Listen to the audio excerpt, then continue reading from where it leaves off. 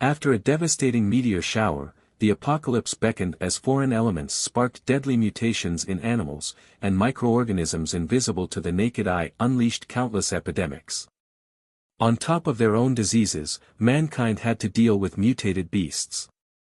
Threats loomed everywhere and a torrent of microbiological mutations lurked as illness and disaster halted progress and curbed productivity. Bustling cities were reduced to ruins and vast plots of fertile land turned to hellish wastelands. Fang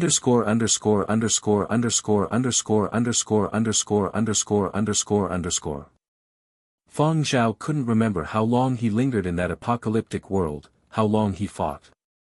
90-odd years? Or perhaps 100 years? He could no longer remember. Before the apocalypse, he was a somewhat well-known composer whose career was on the rise. Just as he was about to release what he considered his best work, the mother of all wars arrived. He fled for survival and led troops into battle. When conquered lands were recovered one after another, people thought the war would end soon and prosperous times would emerge.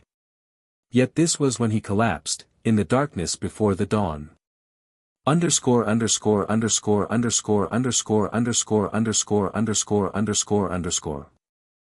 you don't have the determination to fight to the death, then this war will certainly be lost. That's why Earth's population has dwindled from 8 billion to 80 million.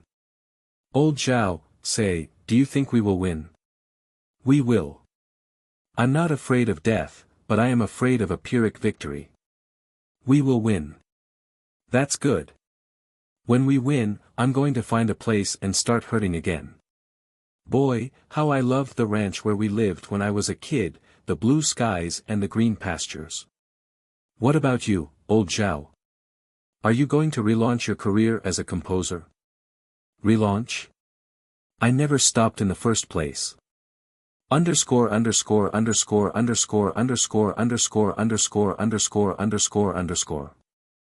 In Fang Zhao's head, a conversation he once had with his comrade Su Mu suddenly popped up. The cries of his men facing imminent death and the howls of the mutated animals began to fade. The extreme pain from decades of illnesses and deadly wounds had been wiped from his memory as his body began to recover its senses. The vitality of a withered tree that meets the spring was confusing to Fang Zhao. After all, he was more than 100 years old, an emaciated old man with damaged fingers. Even though his body had mutated and strengthened as a function of his immune system, he was still bogged down by injury and illness. He was also an old man. He felt like an overheated engine all the time and could no longer relax at will. Just when Fang Zhao was about to carefully feel out his body, his brain was assaulted by a pain resembling pricking needles and barraged with images he couldn't recognize, crowding his head to its breaking point. As he gradually gained control of his body, Fang Zhao's eyelids spasmed and he sat up to take deep breaths. The overloading of his brain blurred his vision, but as his headache faded, his vision resumed too, and Fang Zhao took in his unusual surroundings acutely. With instincts and sensitivity honed from countless battles, Fang Zhao could tell without looking that he was in a foreign location. No. It wasn't an unknown location. A scene appeared in his mind, a seemingly very familiar scene. This is where he used to live. He was Fang Zhao and not Fang Zhao at the same time. He died in that end-of-days war, but now he was reborn into the body of another person also called Fang Zhao. He survived. Fang Zhao raised his hands and examined his 10 young, intact fingers. He dangled his legs, which were weak but felt no pain. This was a young and healthy body. Fang Zhao's brain contained his own memories, the battles that led to his death were crystal clear, as were his nearly 100 years of fighting and being on the run. But at the same time, he was also equipped with the memories of his new host body. This young man also named Fang Zhao was merely 23 years old and was about to complete his tertiary studies.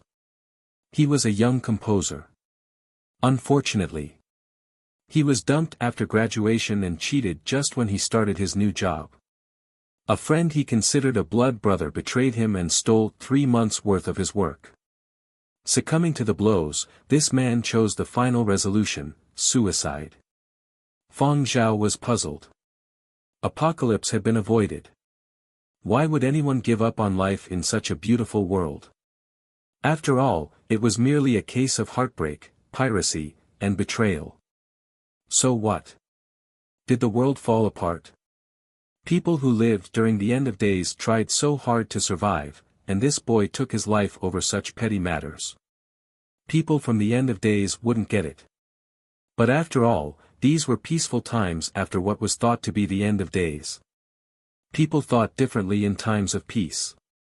Fang Zhao also lived during peacetime, but it was too long ago and such good memories had already blurred by a giant sea of bloodshed. How did people from peacetime think? Never mind. What has happened has happened.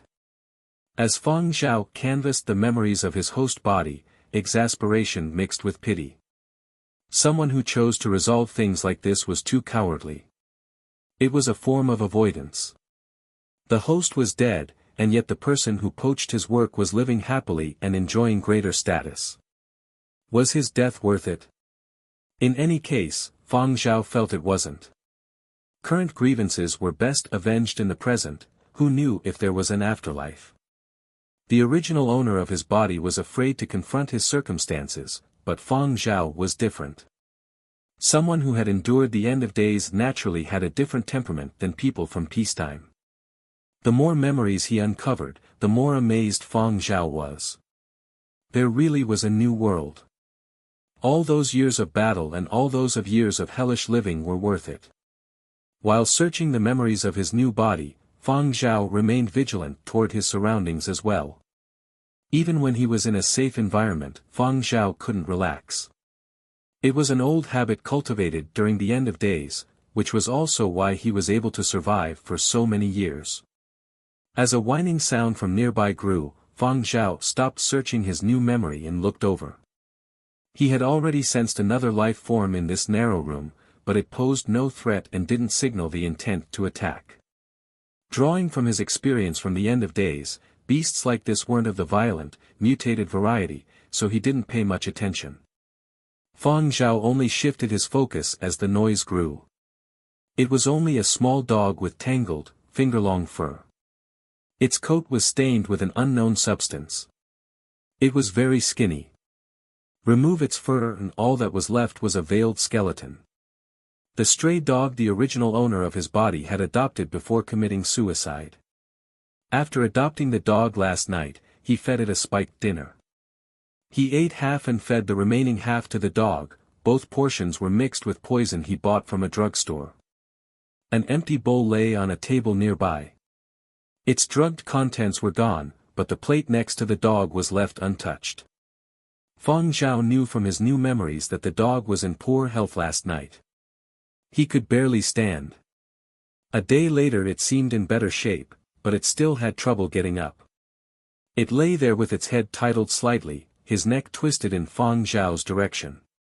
Tail wagging, its black eyes started at Fang Zhao. Fang Zhao dangled his legs. Even though they were weak, he could walk. He planted his feet on the ground. The wholesome feeling that traveled from the soles of his feet to his brain made his heart race.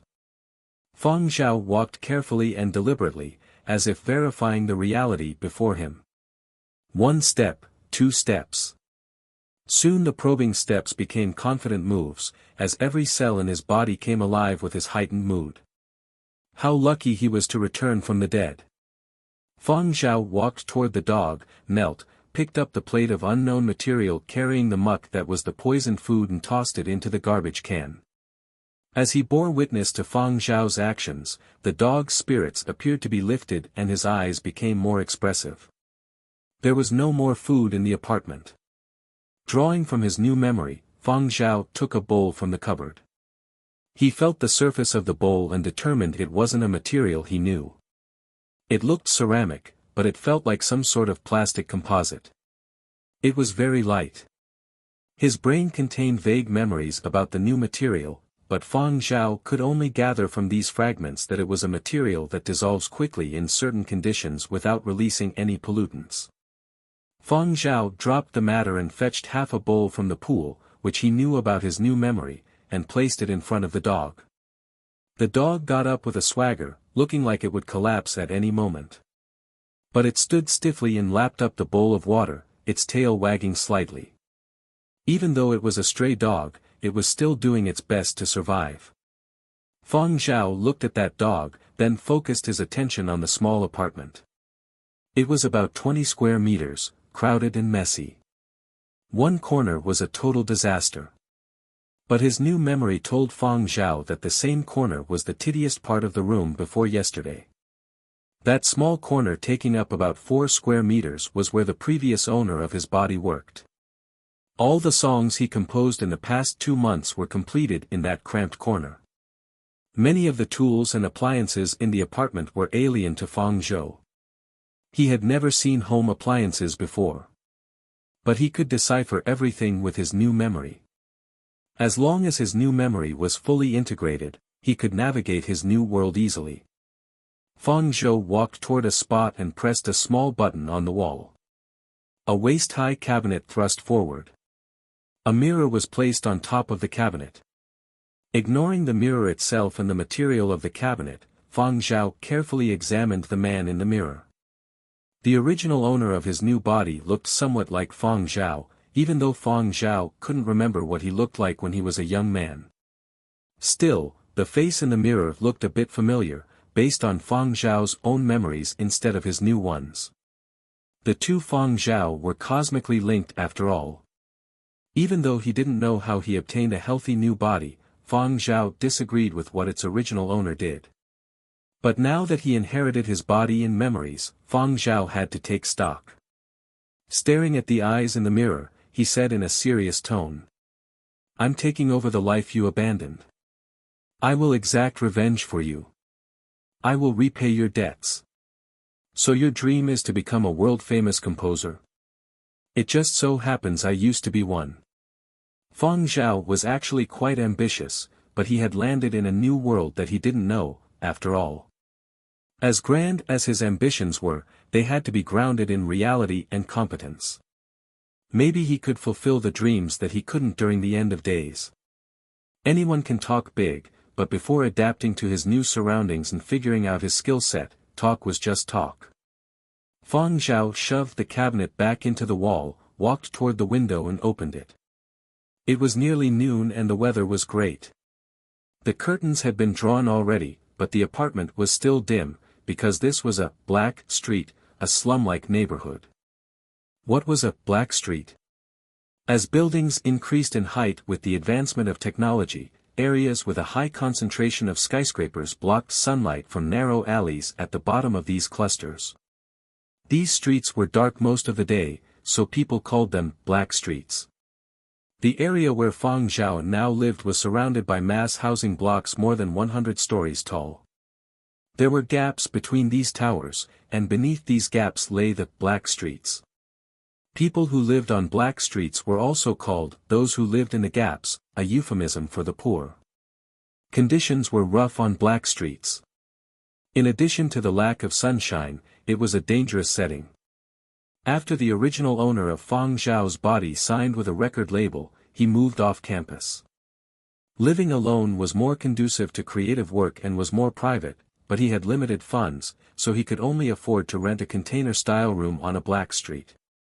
The original owner wanted to move out after he was paid for his work, but before he could submit his work, it was stolen by a trusted friend. The original owner had 4 childhood friends, Fang Sheng, his ex-girlfriend Shi Hong, Zheng Huang, and Zheng Huang's fiancée, Wan Yu. The 5 of them grew up together. They lived in the same building as kids.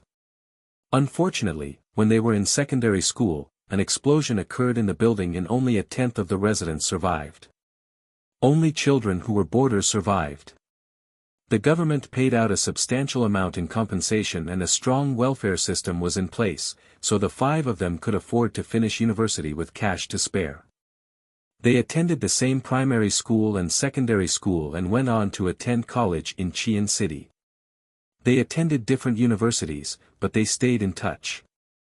However, they weren't as close as when they were children.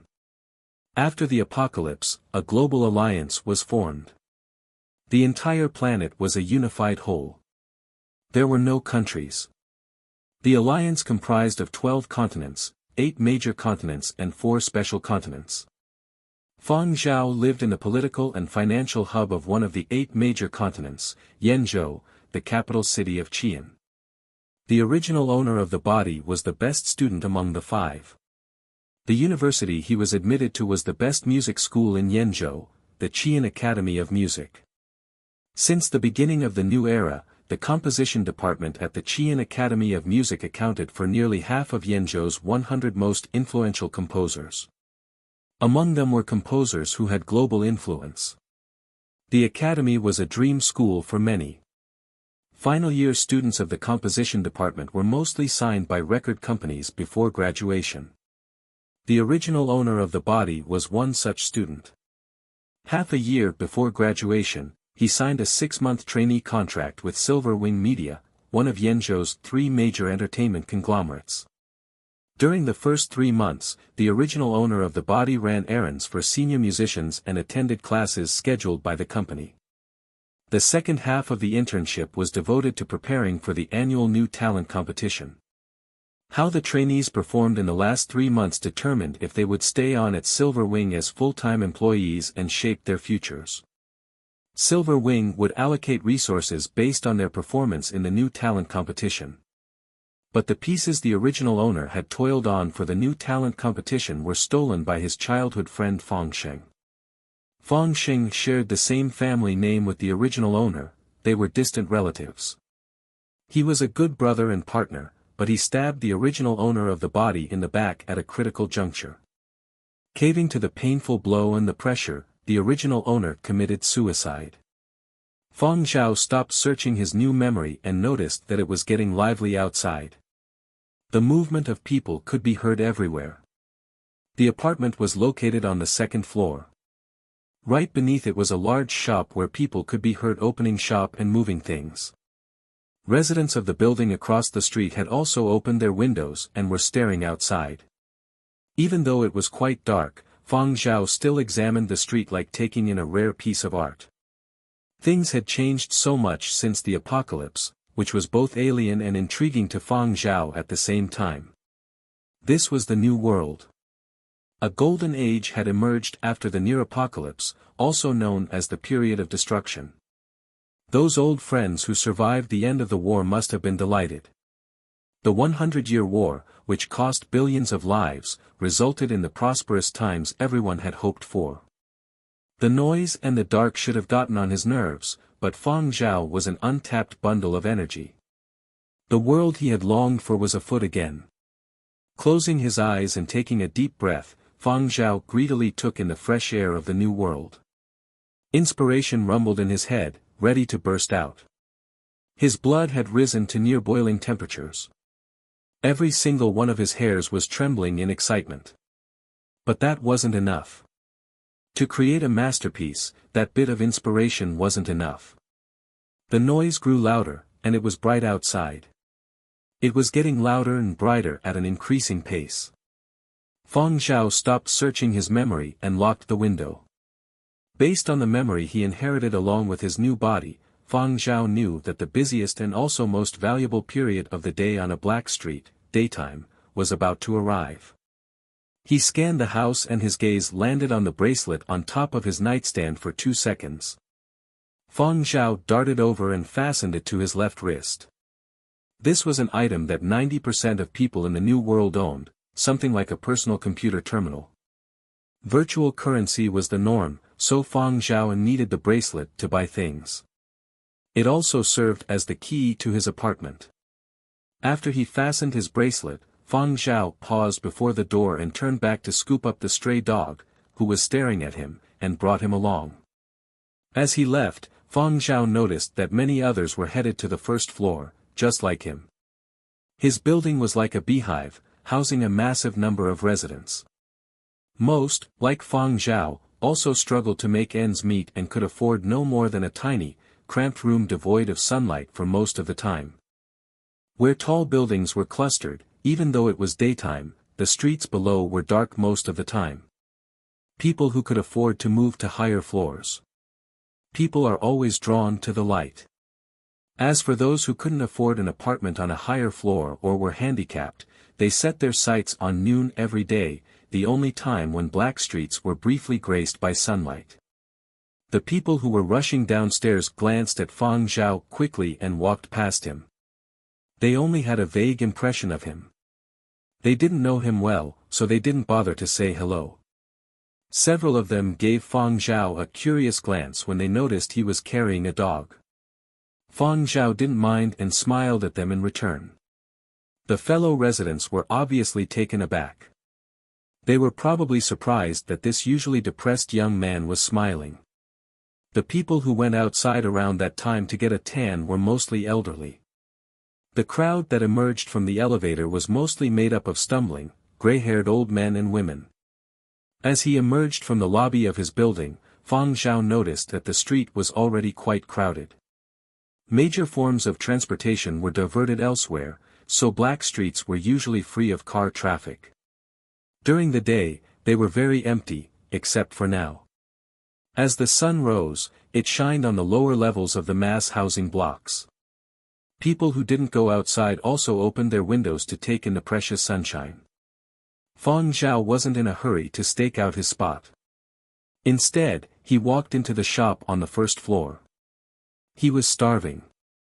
Everything else could wait. Because of the apocalypse, the planetary government of the new era did not impose gun controls initially, lest another major war break out again. In the unfortunate scenario where events unfolded that way, at least people could fight right away. But eventually, the situation grew out of control. Arms became prolific and riots rampant. Several continents went through leadership changes and the planetary government was nearly toppled. That was when gun controls were implemented. Gun controls were especially strict in the past century. It was impossible for the average citizen to own a gun. But Yu Qing, the owner of the shop, was a veteran and one of the few people on this black street that owned arms legally. The punks of black streets didn't dare mess with people with arms, which was the main reason why this shop could operate in peace. When Fang Zhao entered the shop, a yawning Yu Qing gave him a quick glance. He remembered Fang Zhao from yesterday, when the kid was hellbent on killing himself and oblivious to feedback. He'd thought another black street suicide was in the works, but lo and behold, Fang Zhao showed up again. Yu Qing's line of sight shifted to the dog Fang Zhao was holding. That's right, it was the kid from the yesterday. He saw him take the stray dog home. Several punks who were shopping at his store started a bet on what Fang Zhao would do with the dog, whether it would become a burial item or if he would kill it and eat it. It looked like they were all wrong. Fang Zhao sensed Yu Qing's probing eyes, but his stare suggested curiosity and no ill will, so Fang Zhao didn't react. Drawing from his memory, he bought the cheapest items, 3 thumb-length sealed strips. Their size was misleading, the strips felt like metal in hand. Low-end compressed food. Yu Qing stopped staring and eyed the item Fang Zhao had picked. That's $9. You want them decompressed? Decompression referred to the decompression of compressed food, which restored these compressed blocks into an edible form. Yes. And a cup of tea please, Fang Zhao said. Decompression is 50 cents, the tea is another 50 cents, the total is $10. As he spoke, Yu Qing opened the 3 strips and stuck them into a decompressor. 10 seconds later, he removed the tray from inside, on which sat 3 items that resembled dim sum. They were each about 20 centimeters by 8 centimeters in size and steaming hot. Take away? Yu Qing asked. No, I'll eat here. Fang Zhao took the plate and asked, Boss Yu, can I move a chair outside? Not too far out, Yu Qing answered without lifting his head. He wasn't afraid the kid would steal his chair. Very few people had the guts to steal from him on this street. Fang Zhao put down the dog near the store entrance and returned inside for a chair. Fang Zhao gave the dog one of the 3 compressed cakes and kept the other 2 for himself. If this were the apocalypse, he would not have generously shared his food with a dog he just met, but Fang Zhao was in a good mood, having been reborn into the new era. He was willing to share. Since the original owner of his body adopted it and it did not die, he would keep it for now. The compressed cakes tasted horrible, and the tea was cheap powder-based stuff, otherwise they wouldn't be so cheap. But for someone who had survived the apocalypse, Fang Zhao thought the food was a delicacy. During the end of days, he had to endure famine. Later on, he didn't have to worry about food, but he wasn't picky. Compared to simple and crude food items and the stress of war, compressed cakes were exquisite. Now he could actually sit and enjoy lunch in peace. That already meant the world to Fang Zhao. The noonday sun was already shining, dispersing the gloom and cold of the black street. Store owner Yuqin also moved a chair to his storefront to catch a tan and doze off. He didn't get much business during the day.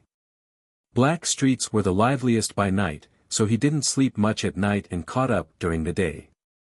This was also when most store owners on black streets rested. After downing 2 compressed cakes in large mouthfuls, Fang Zhao eyed the dog sitting by his feet. He had finished its compressed cake and was licking crumbs off the ground. These veteran strays were experts on what was and was not edible. They couldn't have lived this long on a black street without some basic survival skills. His appetite satisfied, Fang Zhao relished every second as he sat on the curb and looked to the sky.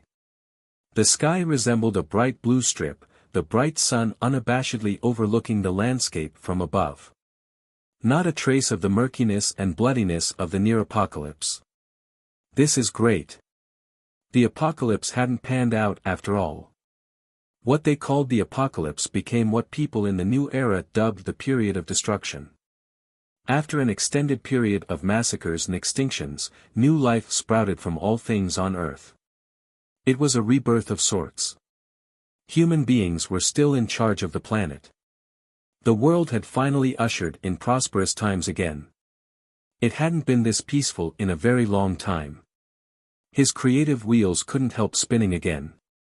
Fang Zhao started to lightly tap the fingers he casually placed on his lap. Very few people noticed, and even if they did, they wouldn't know what it was all about. Yuqin stared for some time but couldn't make anything out of it. As a veteran, he had been part of quite a few military operations and learned many types of code, but what Fang Zhao tapped wasn't among the codes he knew. After staring cluelessly for a while, Yuqin gave up and continued to nurture his tan. Some people tapped their fingers unconsciously when they were thinking, but people who knew Fang Zhao could tell that his finger tapping was his way of composing. When he was inspired, he would start composing, but during the apocalypse, he never had the time or space to compose in peace.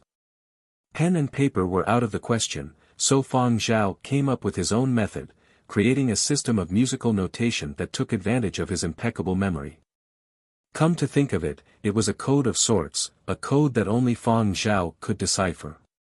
The sun lingered on the black street only very briefly, for about an hour or so, before gradually fading in retreat. Without the sunshine, the temperature at street level dropped several degrees. But it was already late May and the weather in Yenzhou was quite mild, so some of the elderly residents didn't head back after getting their tan, chatting with old friends instead. This was their liveliest time of day. Fang Zhao didn't want to stay any longer. He returned his plate, his cup, and his chair to the shop. At that moment, the street chatter suddenly grew louder. The sound of an approaching aircraft could be heard. Yuqin raised his head, let out a sardonic laugh, and pointed to the sky. Your friend has made it big time. Fang Zhao could see. A flying car descended. Flying cars were a luxury item for people who lived near black streets at the bottom of the mass housing blocks. Not everyone could afford one. The fuel it used was more expensive than regular fuel. Every time a flying car arrived, it was either a mafia boss or someone who had made it.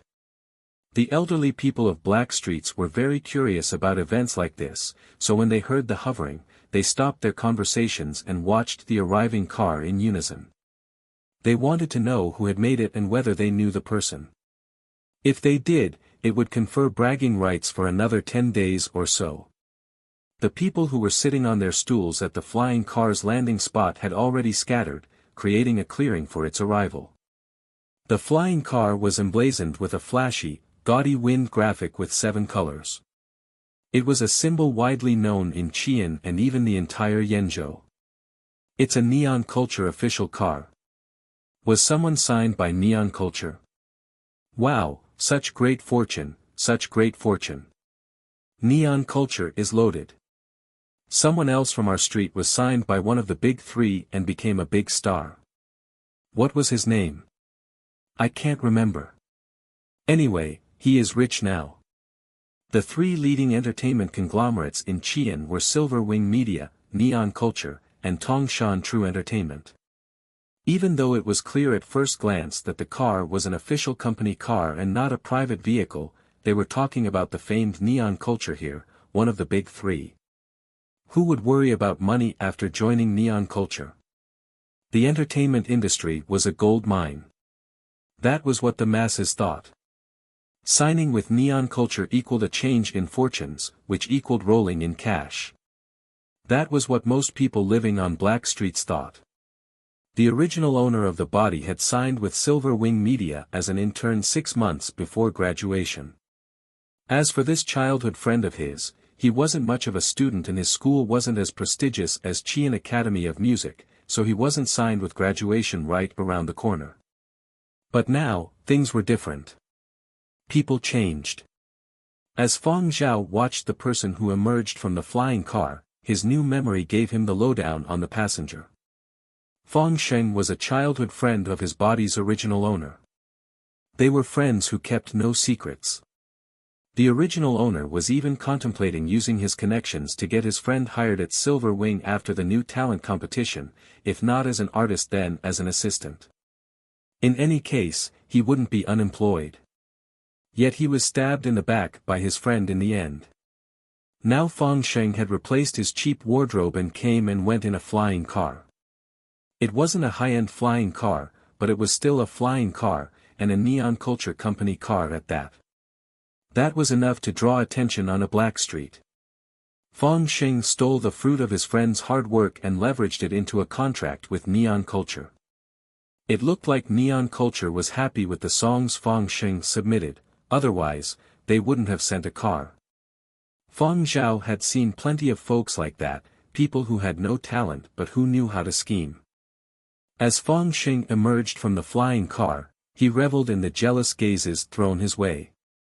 Being the center of attention made him feel like a star, so when Fang Sheng got out, he was giddy with delight, until he saw Fang Zhao standing at the store entrance. His mood instantly soured. When Fang Sheng saw Fang Zhao standing there, he was awfully surprised. Based on his understanding of his friend's personality, coupled with the gossip he had gleaned from a few punks on the black street, Fang Zhao should have committed suicide today. Even if he hadn't, he'd be holed up in his apartment brainstorming a solution, or mired in an endless bout of B***ing in self-pity. Who would have thought he'd be in the mood to get a tan? Had this dumbass composer lost it? What was even more surprising was Fang Zhao's state of mind. There wasn't any despair, self-pity, or any sign of madness from the pressure. Instead, he looked like nothing had happened, as if his work hadn't been stolen and he wasn't dealing with a predicament. That sent Fang Sheng into a panic. What exactly had happened to Fang Zhao? Fang Sheng's probing gaze didn't linger and he didn't dare look Fang Zhao in the eye. Fang Zhao's eyes projected an eerie look of calm. They looked like a bottomless ocean that would sprout a monster at any given moment. It gave him the chills. But Fang Sheng didn't think he had done anything wrong. Who didn't look out for their own interests? Why wouldn't he capitalize on a golden opportunity? It wasn't that he didn't have a history with Fang Zhao, but compared to the huge benefits he had reaped, their relationship wasn't worth a mention. At least, that was what he thought. What are you looking at? Hurry up and pack your things so we can head back to the office. Don't waste your time here, the driver who emerged from the car urged as he scanned the bystanders on the black street in disdain. Oh. Okay. Fang Sheng stopped procrastinating and rushed to the elevator, his silhouette cutting an awkward figure, as if he were avoiding something. After Fang Zhao stole the 3 songs from Fang Zhao, he had applied to Neon Culture. Their recruiters liked what they saw and signed him. Neon Culture was indeed happy with the scores that Fang Zhao had submitted, paying him in advance and even arranging for new living quarters. Fang Zhao was there to move. He lived on the 5th floor. Even though the conditions were slightly better than Fang Zhao's surroundings on the 2nd floor, the 5th floor was still considered a lower floor at the mass housing block. It was still dirty, messy, and crappy. When he found out he could move out, Fang Zhao wasted no time in asking for a chauffeured company car. His mind preoccupied, Fang Zhao appeared out of sorts. When he emerged from the building after collecting his things, Fang eyed the shop again and didn't see Fang Zhao, much to his relief. He immediately thought he was too timid and didn't need to be afraid of Fang Zhao. He was worried that Fang Zhao would report the theft of his songs, but when he was packing, he pondered the matter again and concluded he had nothing to fear. He had uploaded the 3 songs first and they were registered under his name. Legally speaking, he was their rightful composer and owner. Even if Fang Zhao wanted to sue, he still had nothing to fear. When Fang Zhao was busy composing, he had already covered his tracks. How could Fang Zhao sue without evidence? Moreover, Fang Zhao didn't have money to sue. He had enough trouble paying for food and clothing, maybe he didn't even have next month's rent. How could Fang Zhao sue him? Would he borrow money from Zheng Huang and Wan Yu? Ha! Fang Zhao despised those 2 indigents, they were no threat. All he had to do was stick to his claim that he wrote those 3 songs. Before he got into his car, Fang Zhao glanced at the black street again, his line of sight focusing on the windows of Fang Zhao's 2nd-floor apartment. The windows were shut tight and darkened. He couldn't tell if anyone was in. Fang Zhao took a deep breath and ducked into his car. From now on, he had nothing to do with *TTY neighborhoods like this black street. Bye-bye poverty and hello riches. On to the pinnacle of his life. Be it Fang Zhao or black streets, he didn't have to deal with them anymore. He had qualified for the new talent competition. His future lay in the glittering song chart of the new talent contest. On one hand, Fang Zhao departed brimming with ambition, leaving behind the endless chatter on the black street, while Fang Zhao didn't bog himself down with thoughts about Fang Zhao either. Perhaps everyone encountered loyalty and betrayal in their lives. In the apocalypse, such events were even more common. Familial love could turn into deep-seated hatred in an instant. Revenge had to be exacted for the body's original owner, but the most pressing task of the moment was to compose a new song for Silverwing Media. If he missed his deadline, not only would he lose the great job he was on the cusp of landing, he would also miss out on this season's new talent contest. Life would be more difficult as a result. It was the end of May. Each season of the new talent contest lasted 3 months, and the contest was rebooted every 3 months. The new Pioneers chart reserved for newcomers would also only be compiled for another month. This time of year was when the competition among newcomers was the fiercest. It was also when the major record labels pushed their trainees the hardest. Fame and riches were guaranteed for those who made it. The road ahead would become smoother. Their record labels would promote them with maximum effort without prompting. But if they didn't shine in the new talent contest, then industry insiders would cast them aside as poor prospects. Their careers would stall. The original owner of the body took the contest very seriously. With 2 days left until June, Fang Zhao didn't have much time left. It wouldn't be worth the effort to challenge Fang Zhao over the copyright of those 3 songs, he had no evidence whatsoever. Fang Zhao was also prepared for the battle. The legal maneuvers could take up to 2 seasons and he might not walk away with anything. Meanwhile, he was missing out on the opportunity to shine. After Fang Zhao returned the items to the store, he walked his dog another 100 meters or so to a drugstore. The poison that the original owner of this body bought to kill himself wasn't available at your usual drugstore. Heavy medication usually required a prescription, but black streets operated by a different set of rules. If there was a will, there was a way. The drug store wasn't big. It was typically quite empty at this time of day. A man haphazardly wearing a lab coat was sleeping on the counter. When Fang Zhao walked in, the motion detector by the entrance sounded a ding. The man raised his head with effort and glanced at the entrance with a yawn, wearing the expression of someone half asleep. He froze when he saw Fang Zhao. The owner of the drugstore was quite surprised. He still remembered how the same young man showed up with a death wish yesterday. He had tried to talk the young man out of it to no avail. He'd thought that yet another person was about to vanish from the Black Street. Things like that happened on Black Streets way too often. Someone would commit suicide after losing the will to live. Like the bugs that festered in the street corners of Black Streets, their death hardly caused a ripple. Fang Zhao's reappearance caught him off guard.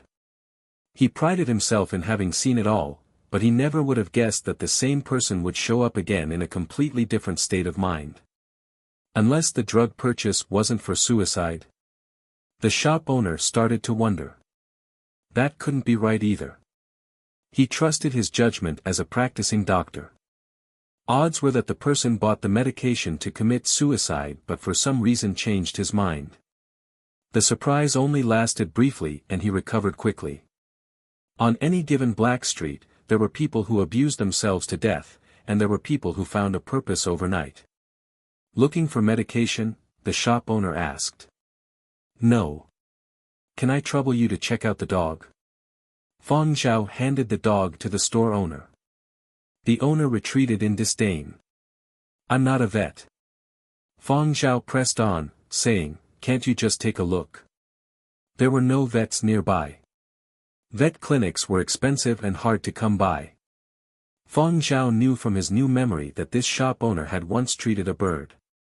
I'll give it a shot, the owner responded. He was free anyway. There was no point in turning down business. It was okay if the job didn't pay well as long as he turned a profit. He had the necessary devices and equipment. He might not have been able to handle a complex diagnosis, but he could conduct a basic checkup. Fang Zhao surveyed the equipment the owner fiddled with.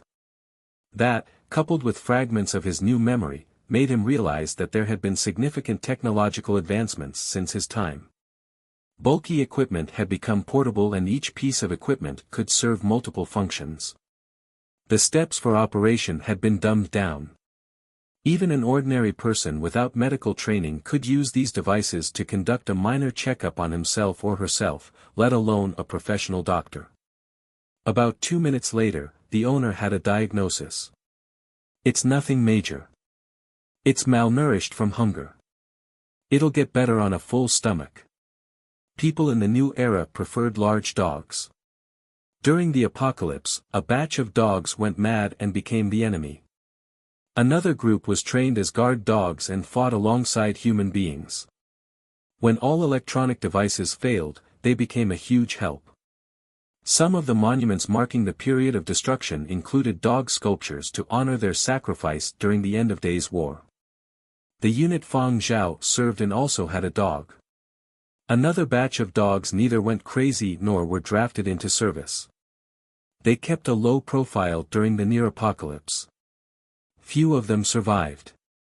He didn't know whether the dog before him was descended from those honored army dogs or the few strays who survived the war, but judging from the face of the dog and the color of its fur, even if it was the offspring of those storied dogs, it was an undistinguished descendant. It wasn't worth keeping. The shop owner had labeled the dog a failure. The shop owner gauged Fang Zhao again.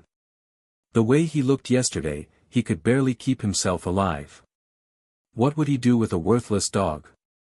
You're gonna raise this dog? The owner asked. Fang Zhao looked at the dog. Maybe it understood the question. It looked back and wagged its tail. I'm going to keep it for now, Fang Zhao said. It was serendipitous that it was the first living thing he saw when he woke up. Even though his finances were tight, Fang Zhao was confident that things would improve quickly. He couldn't continue to live off the little cash that the original owner of the body left behind. The owner didn't say anything more. It was someone else's call. All he had to care about was getting paid and doing his job. He pointed to the dog and said, "Its fur is all tied up in knots. Who knows how long it's been out on the streets for? You won't be able to wash it thoroughly. It would be a waste of time and money. Why don't you have it shaved instead? Then let's give it a shave. How much would it cost? The checkup is 50 and the shave 100. But you look like you don't have much cash." "I'll charge 50 for the shave for a total of 100, the owner said. He wasn't price gouging, that was indeed the market rate. And why was he willing to offer a discount? It was impossible to say what the future held for someone who clawed his way back from dire straits. Examples like that were hard to find on a black street, but he had come across a few. He was just going with the flow in extending a kindness. For him, it was still a good deal. Even if the man decided to commit suicide again, he wouldn't suffer a loss at that price. His own meal only cost $10 and yet he splurged 100 on the dog. Why bother?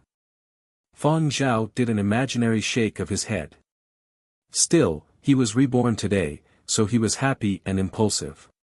Whether he would keep the dog or proceed alone, that was up to the dog. After Fang Zhao paid with his bracelet and learned from the owner that the shave would take an hour, he left the dog at the shop and went for a stroll. He wanted to get to know his new world better. He could only take care of business once he had a basic understanding. He left the drugstore and took the elevator to the 50th floor, then walked along the corridor to a dead end where there was a platform. It was a train station. People were already lining up. The sight of freeways sprouting from the side of buildings like a spider web and extending to higher ground like veins was a huge visual shock. The images from his new memory weren't as powerful as the real thing. It had been 500 years. 500 years since the apocalypse. The alarm signaling the arrival of a train sounded and the 100-meter-long train that was part of public transportation slowed down as it approached. Drawing from his new memory, Fang Zhao flashed his bracelet against a touch pad on the train door. He found a seat by the window when he entered the compartment. It was 2 in the afternoon. There weren't that many passengers at this hour. The students and commuters were already gone, so the train was quite empty. The skyscrapers became a blur as the train sped along. The area was filled with mass housing blocks. They were built flush against each other, not leaving much space in between. Otherwise there wouldn't be so many black streets. But once the train left the neighborhood, the horizon opened up instantly. Sunshine refracted through the train windows sporadically.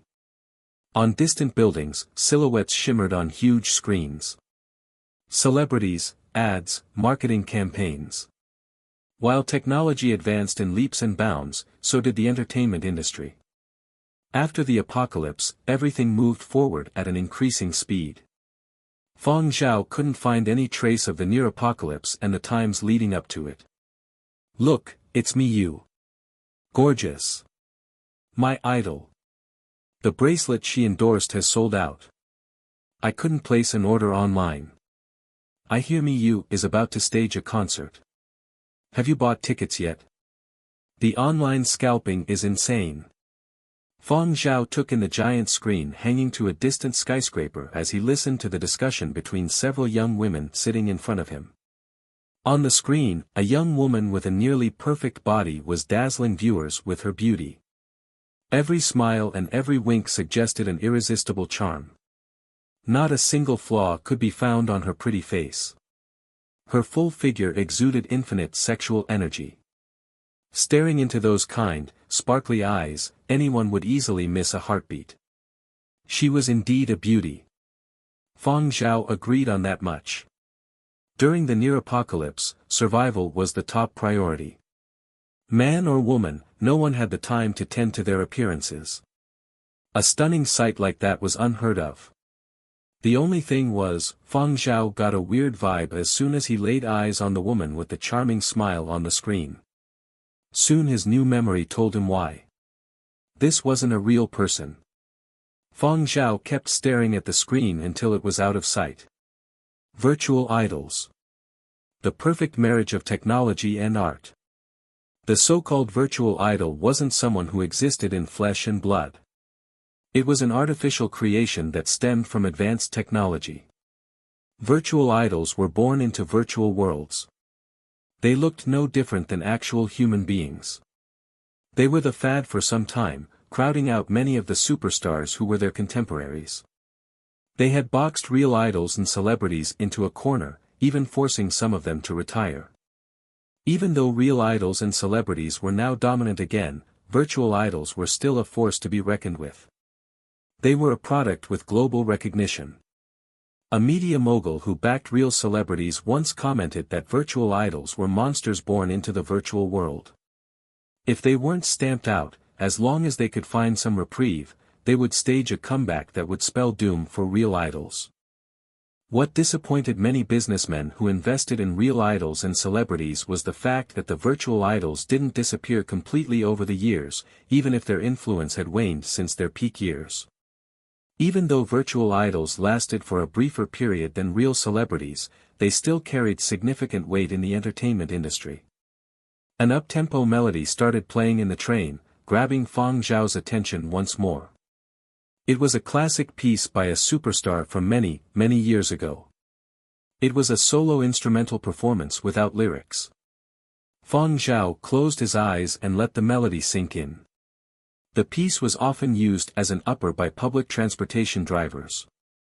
It wasn't just the drivers, the passengers were also stimulated.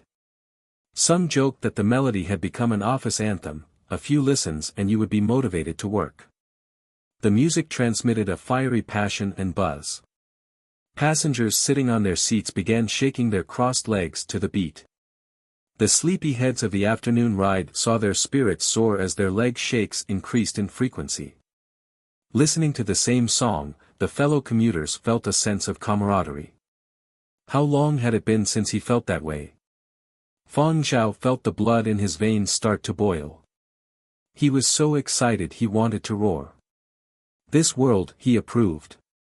The train was on a circular route that looped around the city. Even though it only looped a small part of the city, and a suburban part at that, not downtown, Fang Zhao got a good sense of the geography.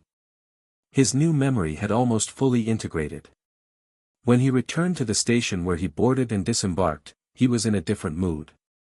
He was keen on blending into this world as quickly as possible, and then enjoying it. Train fares were determined by the length of the journey. Fang Zhao started incurring a fare the moment he swiped his bracelet. Still, public transportation was relatively cheap. The trip cost Fang Zhao $50, slightly cheaper than other forms of transportation. That was a bit of a luxury considering Fang Zhao's limited cash on hand, but he thought it was worth it. Back at the Black Street, Fang Zhao picked up his dog from the drugstore first. The filthy dog with knotted fur whose original color eluded him looked skinny after being shaved. His bones protruded in sharp relief beneath his skin. The dog looked unsettled after its shave. Likewise, the owner of the drugstore was also pale. "Your dog almost jammed my clippers," the owner complained to Fang Zhao. "But since I said $50, I won't renege. Dog fur could be that stiff?" Fang Zhao was skeptical. Because the dog's fur was badly tied up in knots and stains, he couldn't get a feel of its texture. Now that the owner of the drugstore was complaining, he wondered if dog fur had stiffened since the apocalypse. But the owner might not be telling the truth. He might have exaggerated a bit. "Anyway, take your dog. I need to catch up on sleep." The owner waved his hand.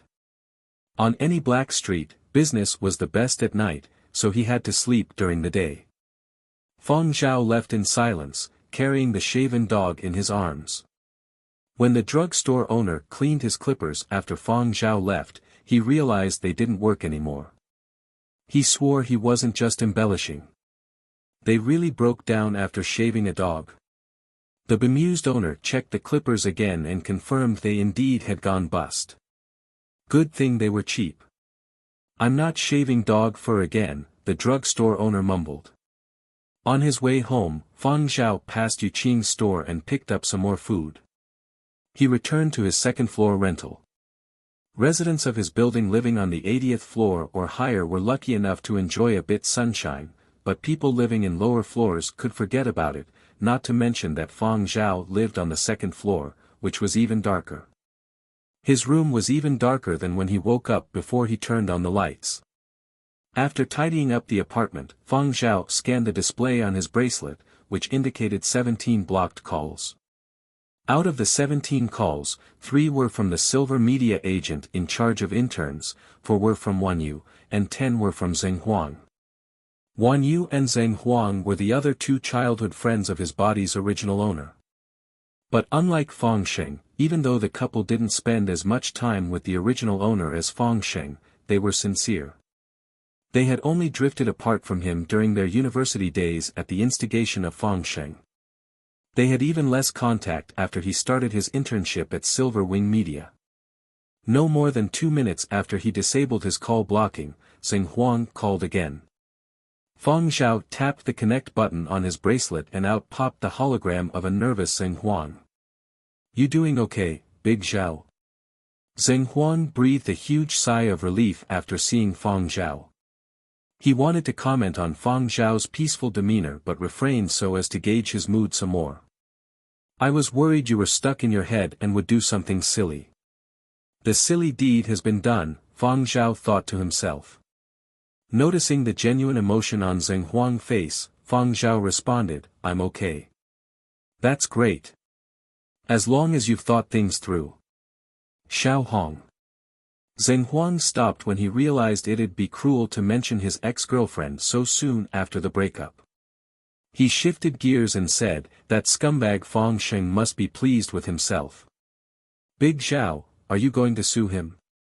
He could fool an outsider but not us. Those are clearly your songs. Someone of Fang Sheng's talent couldn't have possibly composed them. No need, for now, Fang Zhao said. If you're worried about money, Wan Yu and I still have some savings left. Really, there's no need. I don't have time to wrangle with him now, Fang Zhao said. The new talent contest has begun. I need to catch up. Zheng Huang was dumbfounded. He never would have thought that Fang Zhao would still make a run for it this late in the game. 2 months had passed in the current season of the new talent competition. Only 1 more was left. Entering in June was doable, but Fang Zhao didn't have any presentable material to submit. Zheng Huang was skeptical, but since Fang Zhao had found his mojo again, Zheng Huang didn't want to rain on his parade. As long as Fang Zhao could survive this rough patch. In that case, go get M. Let us know if you need anything. Do you have enough money? After blurting out the question, Zheng Huang worried he would hurt Fang Zhao's pride. After all, Fang Zhao hated it when people mentioned his tight finances. Before Zheng Huang could explain himself, Fang Zhao said, I still have a bit of cash. It'll last me for another month or so. Oh. That's great. But you have to let us know if you end up in a tight spot. Got it. I'm going into lockdown mode starting today. Lockdown was slang favored by creative types. It meant they had to immerse in their work and tune everyone and everything out. Zheng Huang knew that meant Fang Zhao was getting ready to compose again and that he shouldn't intrude unless it was urgent. Fang Zhao had been in that headspace before, but when Fang Zhao gave them the heads up in the past, he sounded resentful. Now he didn't. He just spoke matter-of-factly. Zheng Huang was glad to see that Fang Zhao didn't resent him and Wan Yu after Fang Sheng's betrayal, actually seeming friendlier instead. The 5 of them had grown up together through thick and thin. Zheng Huang was the oldest of the group. After they were orphaned, he felt responsible for the rest of the group, like an older brother. Still, as they grew up, the 5 of them drifted apart. Yet Zheng Huang had still been worried after what happened. Fang Zhao didn't live on campus and hadn't told them where he lived. They hadn't known where to look. Fang Zhao hadn't answered his phone either, so Zheng Huang and Wan Yu had been at a loss. Now that he had confirmed Fang Zhao was stable, Zheng Huang could finally relax. After hanging up on Zheng Huang, Fang Zhao looked up his agent Duang's number and placed a call. As soon as the call went through, a furious-looking Duang lashed out. "Fang Zhao, what the hell is going on? You still want to become a permanent employee? Are you giving up on the new talent contest? What's the date, huh? It's nearly June. June. Do you know what that means? It's cutthroat time for this season's new talent competition. Out of our 10 interns, 6 have entered the contest. Of the 4 who haven't, 3 have already submitted their songs. They've finished recording and will launch their singles tomorrow. You're the only one left. Where's yours, Fang Zhao?" "I'm not finished yet," Fang Zhao responded. At this juncture, any other comment was **T to the volcanic Duang. What Duang wanted were results. Other circumstances like whether your work was stolen or not, those didn't fall within his purview. Duang glared in disbelief and took a deep breath. In the hologram, his bulging eyes stared at Fang Zhao as if they were about to erupt. In the end, Duang maintained his temper. It wasn't that he didn't want to chew Fang Zhao out, he didn't want to waste time. Duang said emphatically, 10 days. If you can give me something in 10 days, I'll sign you up for the contest. I'll save a spot for you. If not, you're gone. He hung up before Fang Zhao could respond. Fang Zhao wasn't upset by Duang's temper.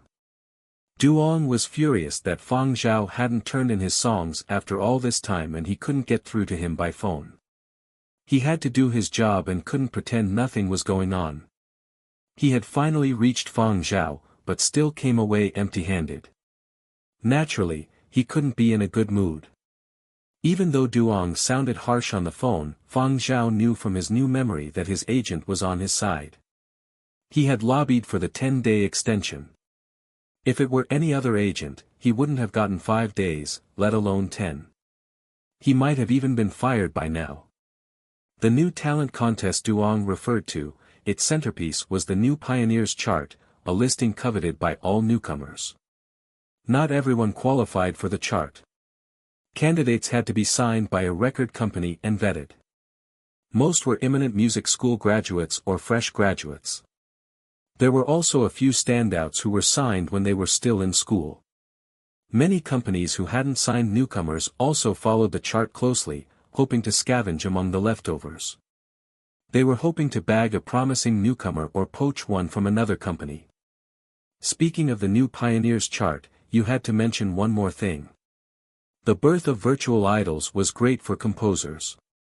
Who cared about the singer? The companies that created virtual idols could engineer a voice. Any technician could turn a toad's croak into a heavenly cry. So in contrast, record labels that focused on virtual idols placed a greater premium on their technical and creative expertise. Any virtual idol release on the new Pioneers chart shined the spotlight on the composer. It was a huge opportunity for aspiring composers new to the music industry. It was a battle between newcomers as well as a battle of company resources. Fang Zhao got online on his bracelet. Just as Duang had said, among the interns who signed with Silver Wing Media at the same time he did, 6 had qualified for the new talent contest and 5 had already made the top 50. As long as the company kept promoting them, their songs would become even more popular. They would end the competition ranked even higher. Silver Wing Media signed 10 interns this year, 3 of whom were classmates of the body's original owner. They were all very competent. Competition was fierce. Fang Zhao didn't bother studying the chart further, contemplating his next move instead. He had fewer than 10 days left. What could he do? Reeling from consecutive blows, at his wit's end with the new talent contest around the corner, and his record company on his case, the original owner was out of moves. Should he scrape together a rough cut and turn it in? He would be rejected for sure. But if that was what he did, Not only would it be beneath the pride of the body's original owner, Silver Wing Media would show no mercy and kick him out. His internship would be over. Being kicked out by Silver Wing Media early on would tarnish his resume forever. It would make his career all the more difficult. The new talent competition. Fang Zhao searched his new memory for information about the new talent competition. Record labels from before the near apocalypse operated very differently. He had to adjust. Before putting pen to paper, he had to figure out what people listened to. Pop culture shifted from generation to generation. Having endured the apocalypse and then evolved for another hundreds of years to this point, popular tastes had changed vastly. The sheer variety of new instruments and synthetic sounds was dizzying. The masses thought differently. The styles they preferred were a far cry from what passed as hip in Fang Zhao's old world. Even though Fang Zhao wanted to say screw it and compose by instinct and prior habit, he was not in a position to fail, or he would become homeless. Artists were also practical human beings. They had to fulfill their basic needs first. A sharpened blade is no impediment to chopping wood, so the saying went. Fang Zhao sat in the corner where he worked, closed his eyes, and started meditating. He had an idea. He pulled open the drawer next to him and took out a notebook. In an age when people preferred to take notes with their bracelets, the original owner of his body liked to jot down important thoughts on paper. These were the original owner's notes from the past 6 months. The first half were notes from his internship at Silver Wing. The second half contained his songs for the new talent contest. The dates indicated that he started preparing for the new talent contest early. The 3 completed songs were crossed out with heavy strokes. Several pages were perforated, a sign of the tremendous force he applied. That was him venting his extreme disappointment, anger, and desperation when he realized the 3 songs had been stolen. But the original owner didn't tear up the entire notebook. He kept it in his drawer, because he couldn't bear destroying the fruits of his labor. Fang Zhao studied the 3 songs. Only one of them had lyrics, the remaining 2 did not. He was probably planning on asking lyricists at the record label to help out. The notes also contained an unfinished song written when the original owner broke up with his girlfriend. There was also a diary entry. He probably wanted to use it as the lyrics for the song. The melody had been finalized. The original owner of the body probably planned on leveraging company resources to complete a proper recording after performing well in the new talent contest. After all, the song had special significance. Little did he know his songs would be stolen and that his breakup song would never see the light of day, something the original owner mourned before committing suicide. Fang Zhao studied the incomplete song carefully and circled it with his finger. This is it. A fixture resembling a folding fan was attached to the shelf in the corner. Tugging it revealed a piano keyboard. It felt functional. This was what the original owner used to compose. It wasn't top-notch, but it wasn't shabby either. It was Fang Zhao's first time using a keyboard after his rebirth. He was a bit rusty at first, but the more his memory kicked in, the smoother his performance became.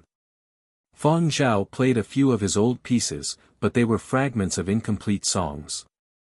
Fang Zhao memorized them, hoping to polish them after the new talent contest. These were treasures tucked away in his memory, gems that pulled Fang Zhao through countless rough days during the apocalypse. One day, Fang Zhao would present them to the world. After acquainting himself with the keyboard and integrating his memory, Fang Zhao started channeling his emotions. He wanted to experience what the original owner of his body was feeling when he composed the song. He could only finish the song when he was in the same headspace. Over the next few days, Fang Zhao didn't leave his apartment except for his noon tan and getting food from Yuqing's shop. The windows couldn't block out the bustling nights of any black street, but the noise didn't interfere with Fang Zhao's process. The noise bothered Fang Zhao the first 2 nights. His excessive vigilance affected the quality of his sleep. But on the 3rd night, Fang Zhao figured out how to lower his guard. Adapting quickly was a skill he developed during the apocalypse, a quality found in many survivors. One day, Yuqing was dragging his chair back into the shop after his noon tan.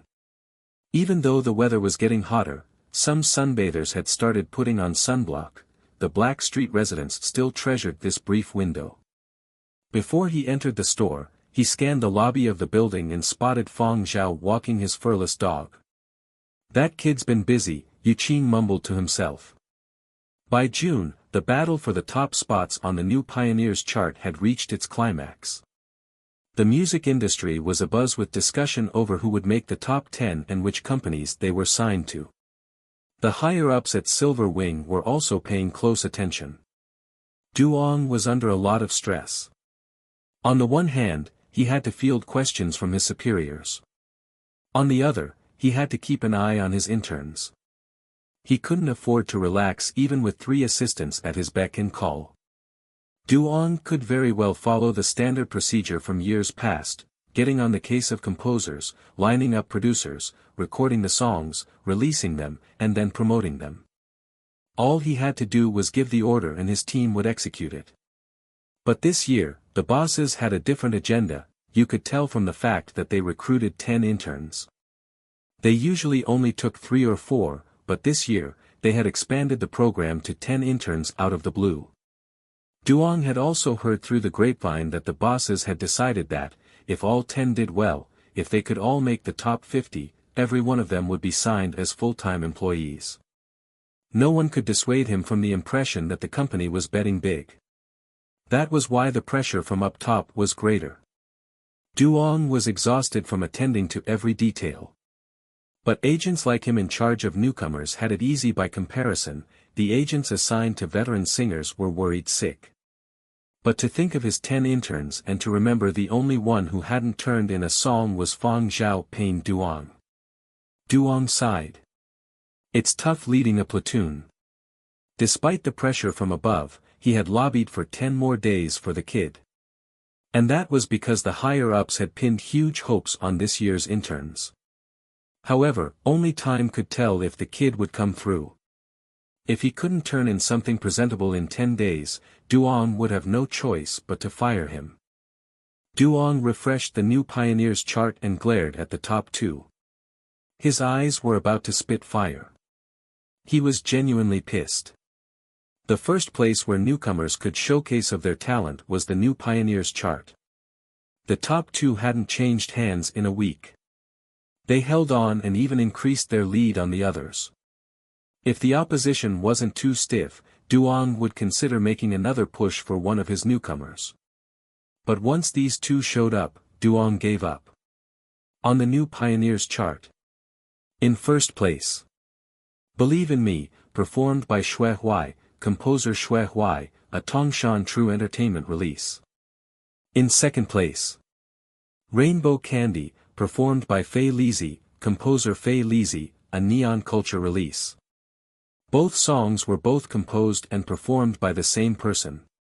They had to be quite talented, no. The musicians behind the 2 songs were indeed very talented, but the songs were fronted by virtual idols. When they debuted, real idols had to overcome countless hurdles. The newcomers left no stone unturned in their chart campaigns.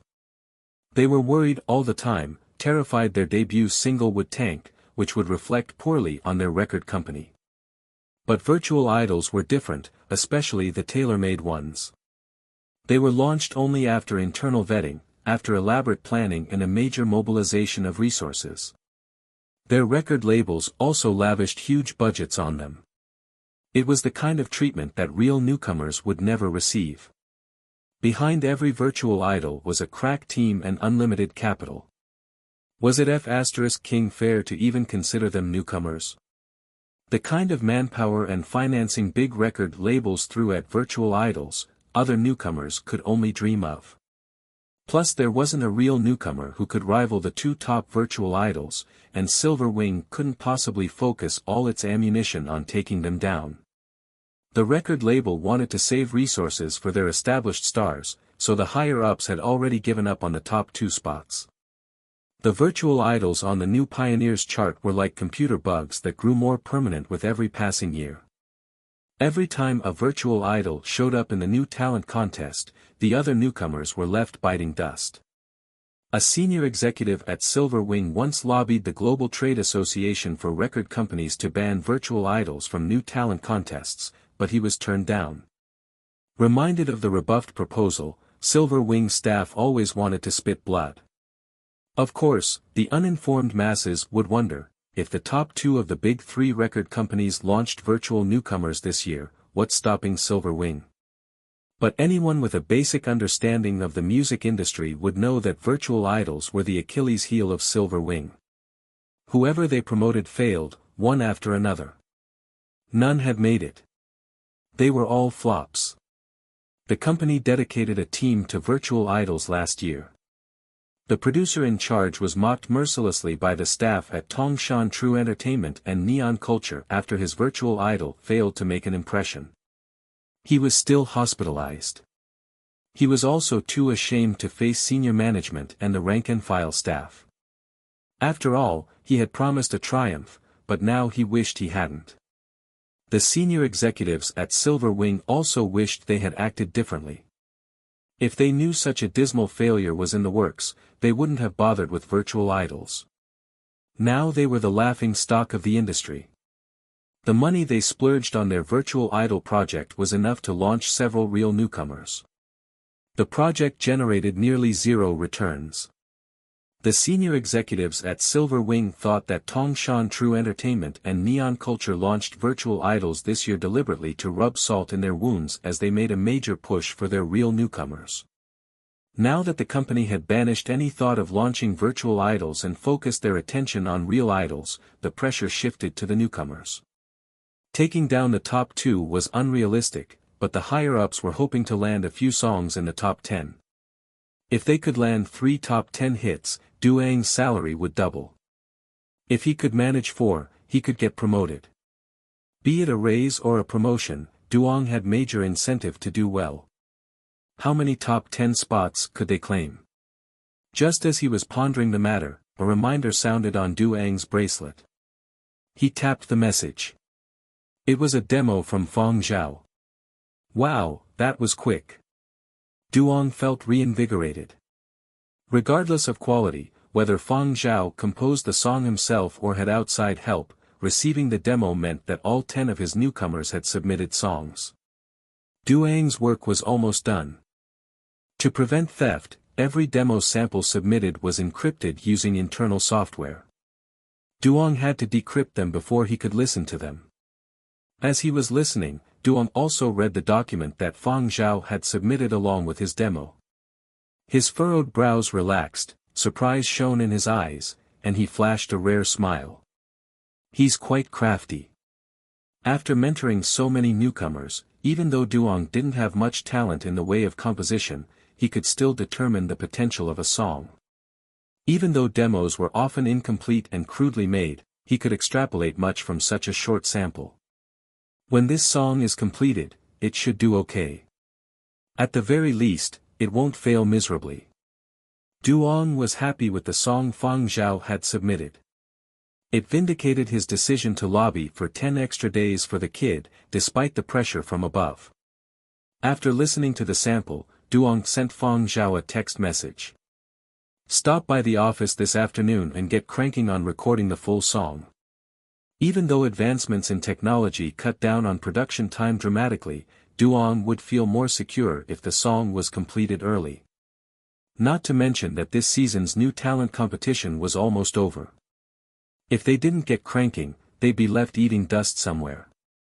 After sending the text message, Duang contacted operations. I'm releasing a new single in 3 days. Appreciate if you can save me a spot. After touching base with the producer, operations, and so on, Duang asked his assistant, how many of our newly signed singers are free? Singer-wise, we've signed 4 fresh graduates. We've already lined up work for 3 of them. There's still 1 left, but he doesn't seem to be in good shape of late, the assistant responded, neck hunched. Not in good shape. Duang furrowed his brows once again. He hated hearing that phrase. Not in good shape was too general a term. I think, he may have broken up with his girlfriend. The assistant's voice faded as he noticed Duang's mood swing. Of course Duang was in a foul mood. Who the hell did they sign this year? They're too young to know the ups and downs in life. He was hired to mentor industry newcomers, not babysit. Who had time for heart-to-hearts? They're all so much hassle. This industry was so competitive, and the new talent competition was utterly cutthroat this season. Who had time to monitor your mood? You think you're a superstar? You want someone to comfort you? Go to mommy and daddy. As a nobody newcomer, you had to suck it up.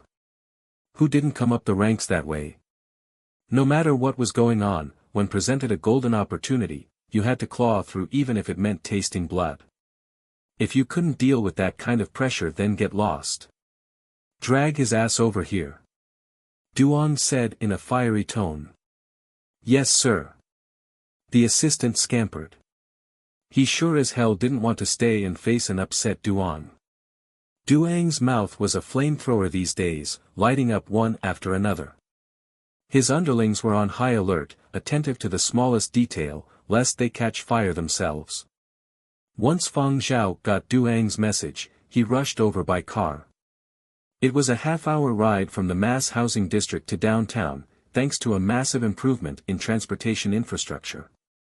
Before the end of days, you couldn't even imagine getting close to downtown in less than an hour. If there was traffic, it was a different story. A 2 or 3 hour journey was nothing. Silverwing Media had built a 150-story building downtown. It was tower-shaped, nearly 800 meters tall. The top was graced with a giant pair of silver wings. Height-wise, the building wasn't a standout in the neighborhood. There were plenty of buildings taller than Silver Wing Tower, but as one of Yenzhou's 3 top entertainment giants, Silver Wing was no bit player. People came and went. No one noticed a nobody like Fang Zhao. The VIPs enjoyed private passage. Fang Zhao could only ride the regular elevator along with the rank-and-file employees. Duang's office was on the 20th floor. When Fang Zhao arrived, he was tearing someone apart, spitting saliva and all. Before Duang sat a young man of about 20, taking his beating submissively. He didn't even dare wipe the saliva off his face, repeatedly assuring Duang, there won't be a next time. Definitely not. I've been meditating for 3 days now. I can perform right away. Really? Let me show you. Shut up.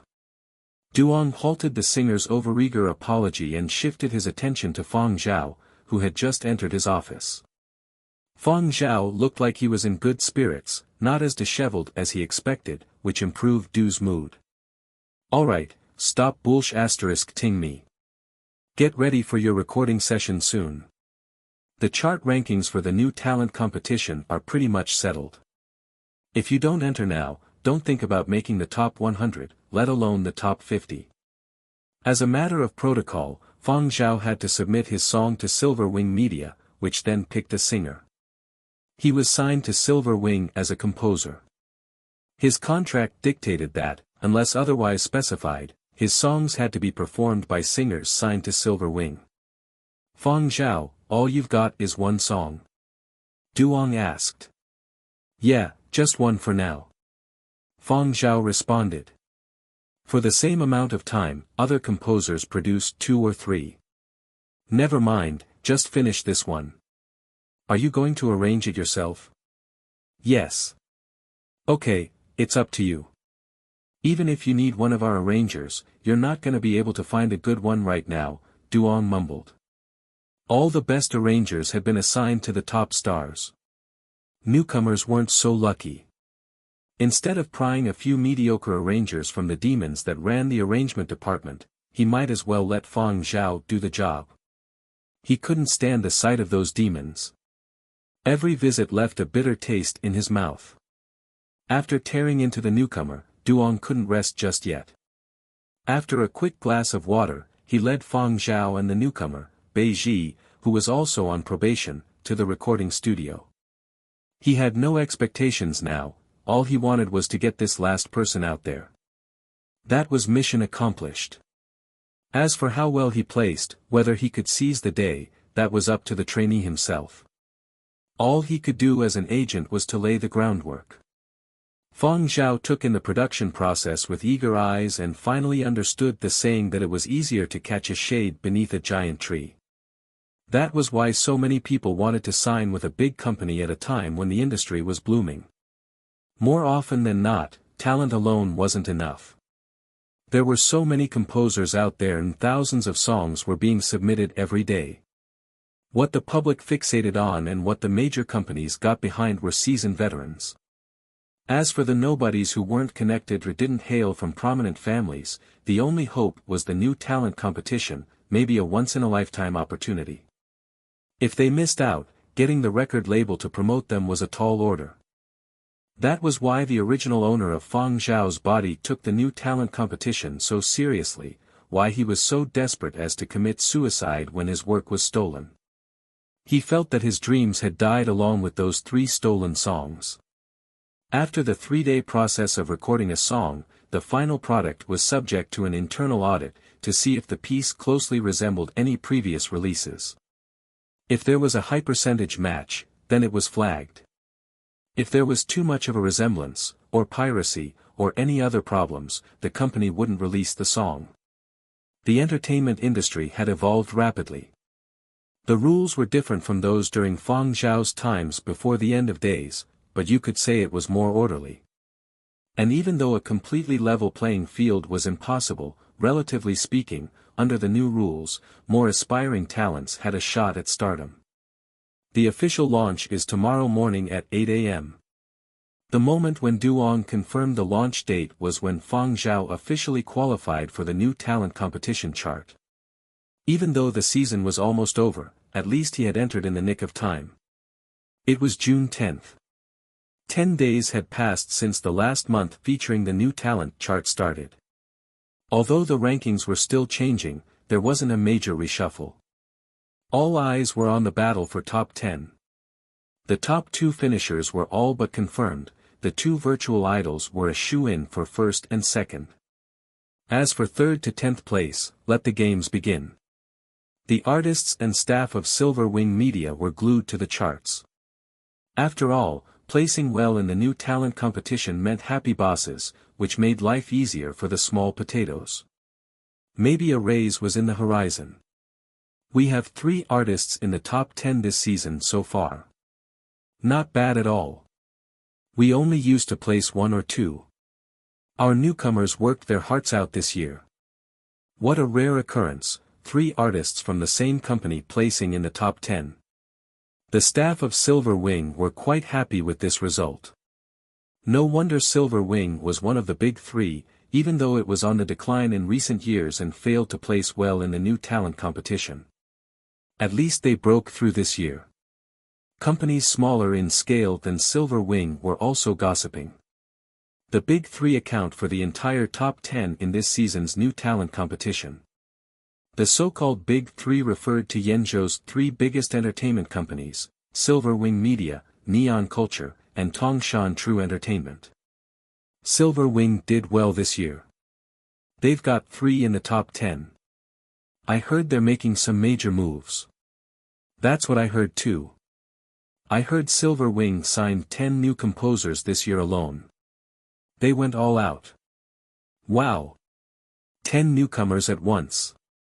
That's a huge investment. 10. How come I only see 9?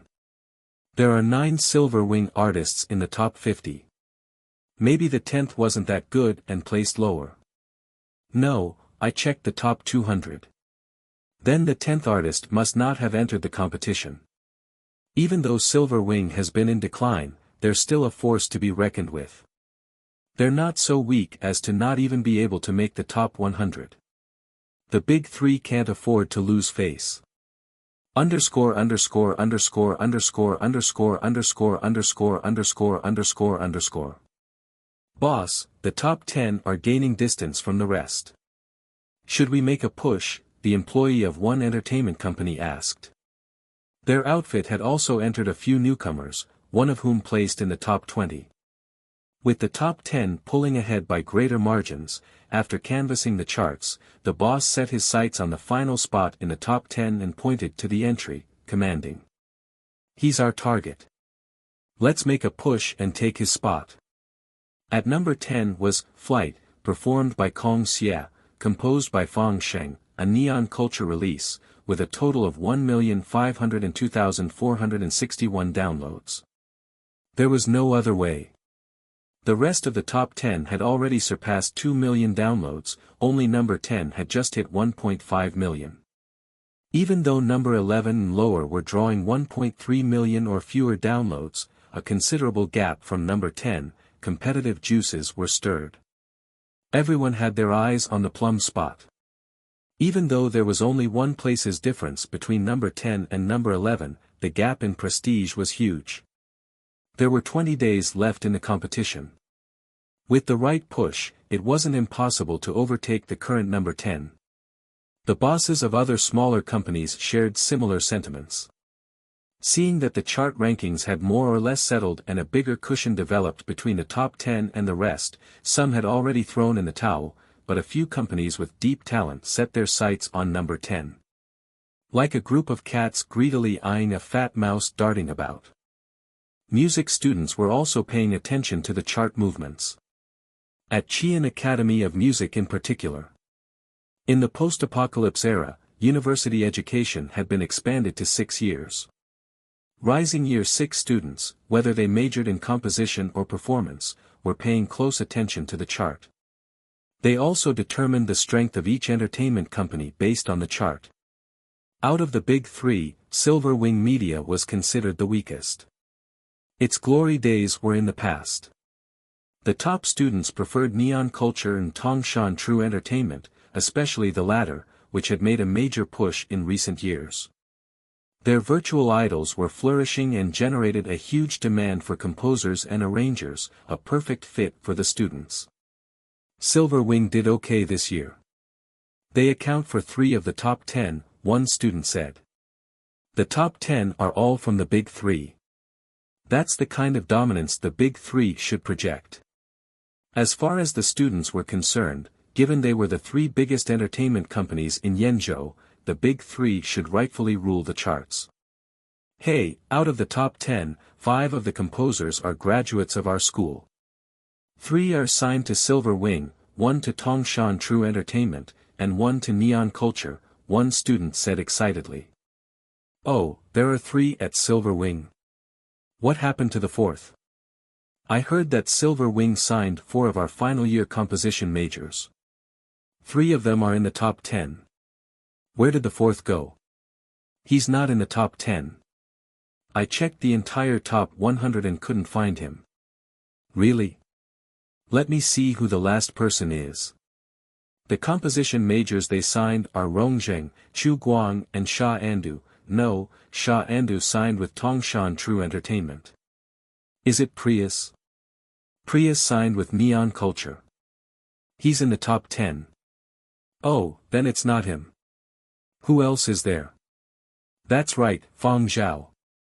We haven't spotted Fang Zhao yet. Yeah, he hasn't shown up yet. Wasn't Fang Zhao the first one to sign? Our advisor was quite bullish about Fang Zhao, saying that Fang Zhao had the potential to make the top 10 in this season's new talent contest. The student sifted through the chart again but still couldn't find Fang's name. What had happened? It was nearly the end of the season. How come he hadn't entered the contest yet? It wasn't only the students at his alma mater, his childhood buddies, Zheng Huang and company, were also freaking out and pissed off. They felt so repressed seeing Fang Sheng sitting triumphantly in the top 10. What they would have given to announce to the world that Fang Sheng's song was stolen from Fang Zhao. They had no proof, so if they rabble-roused, they would be sued for defamation. The punishment for defamation was heavy and Neon Culture would no doubt defend Fang Sheng. Getting on the wrong side of Neon Culture would do no good for these nobodies. What is Big Zhao thinking? Is he really going to enter the competition now? It's already the 10th, Zheng Huang's fiancée Fang Yu, also Fang Zhao's childhood friend, was also keeping tabs on Fang Zhao, but there still wasn't any news, even after days of waiting. As they were talking, Zheng Huang heard a ding, the crisp sound of a reminder on her bracelet. They saw the sender of the text message and their eyes brightened. There he is. Underscore underscore underscore underscore underscore underscore underscore underscore underscore underscore. Even though Fang Zhao was riding a high tide, he hadn't slept well since entering the new talent competition. Initially it was nerves and anxiety about his ranking, and then it was excitement. As he monitored the number of downloads on his wristband screen, he could picture his coffers filling with cash. Every download cost $1. Unless specified, revenue was split 3 ways: the composer earned 30%, the singer 20%, and the record label 50%. The rise of virtual idols boosted the value of composers and devalued singers. Status-wise, B-list singers weren't as important as composers, so naturally, they received a smaller cut. For the current season, Fang Xing entered all 3 songs that he stole from Fang Zhao as insurance. He bet everything on the current season, a strategy his company signed off on. If revenue was split according to his contract, given that the 3 songs had already combined for 3 million downloads, Fang Xing's cut was 1 million.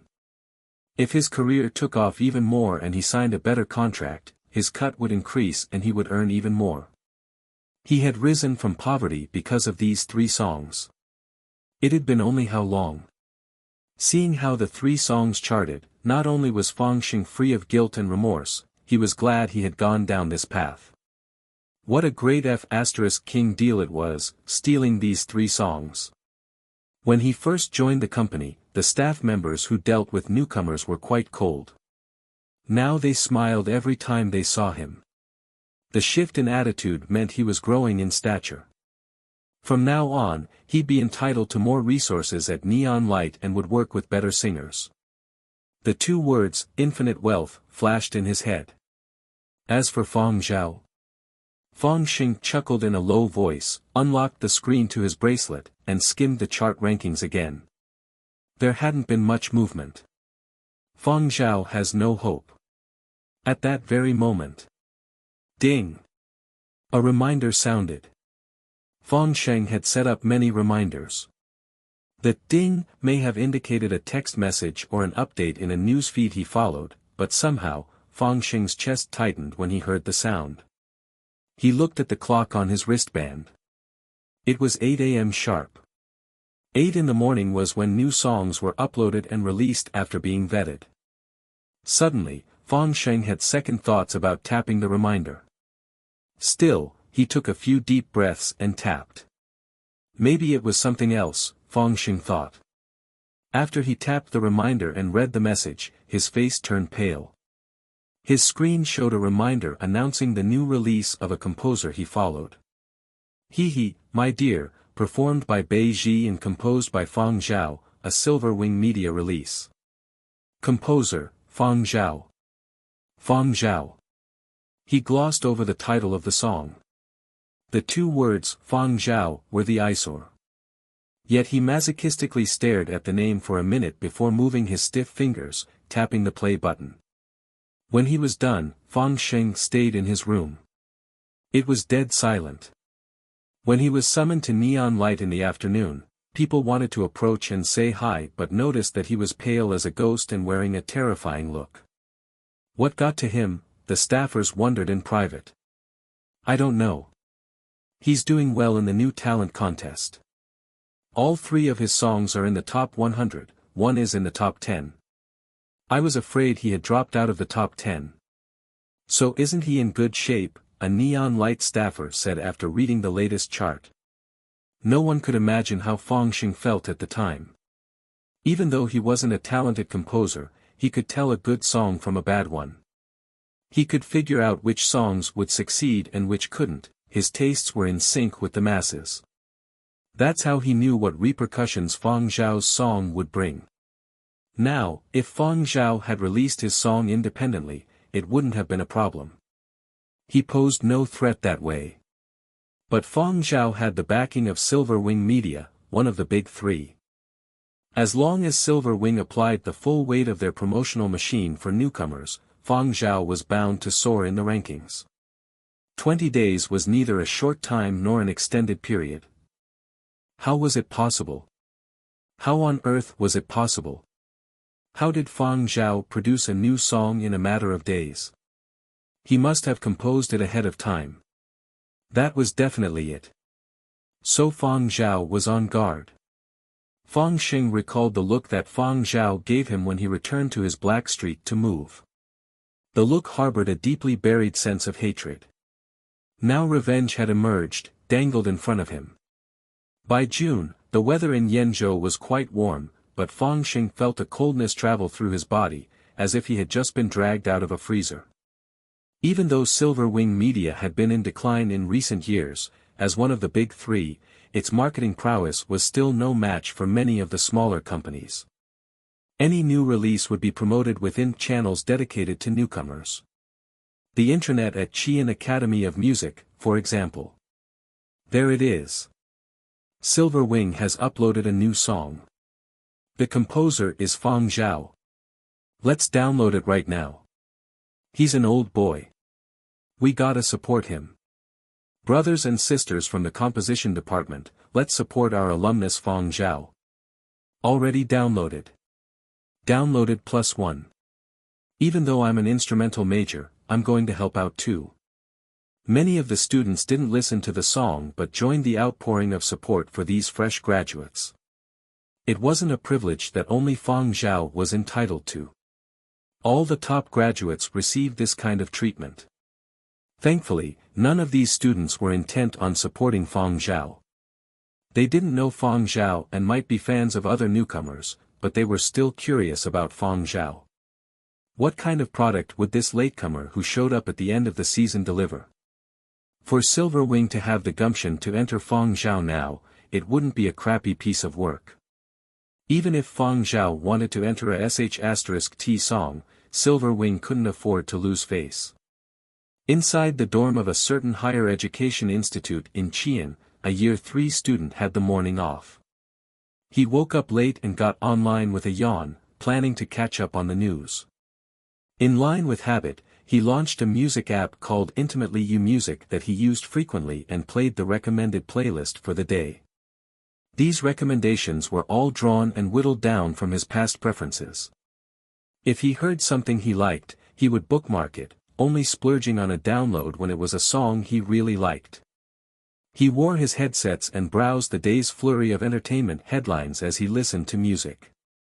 Nothing interesting was going on and the music traveling to his ears didn't impress him much. It wasn't bad, but there were no surprises.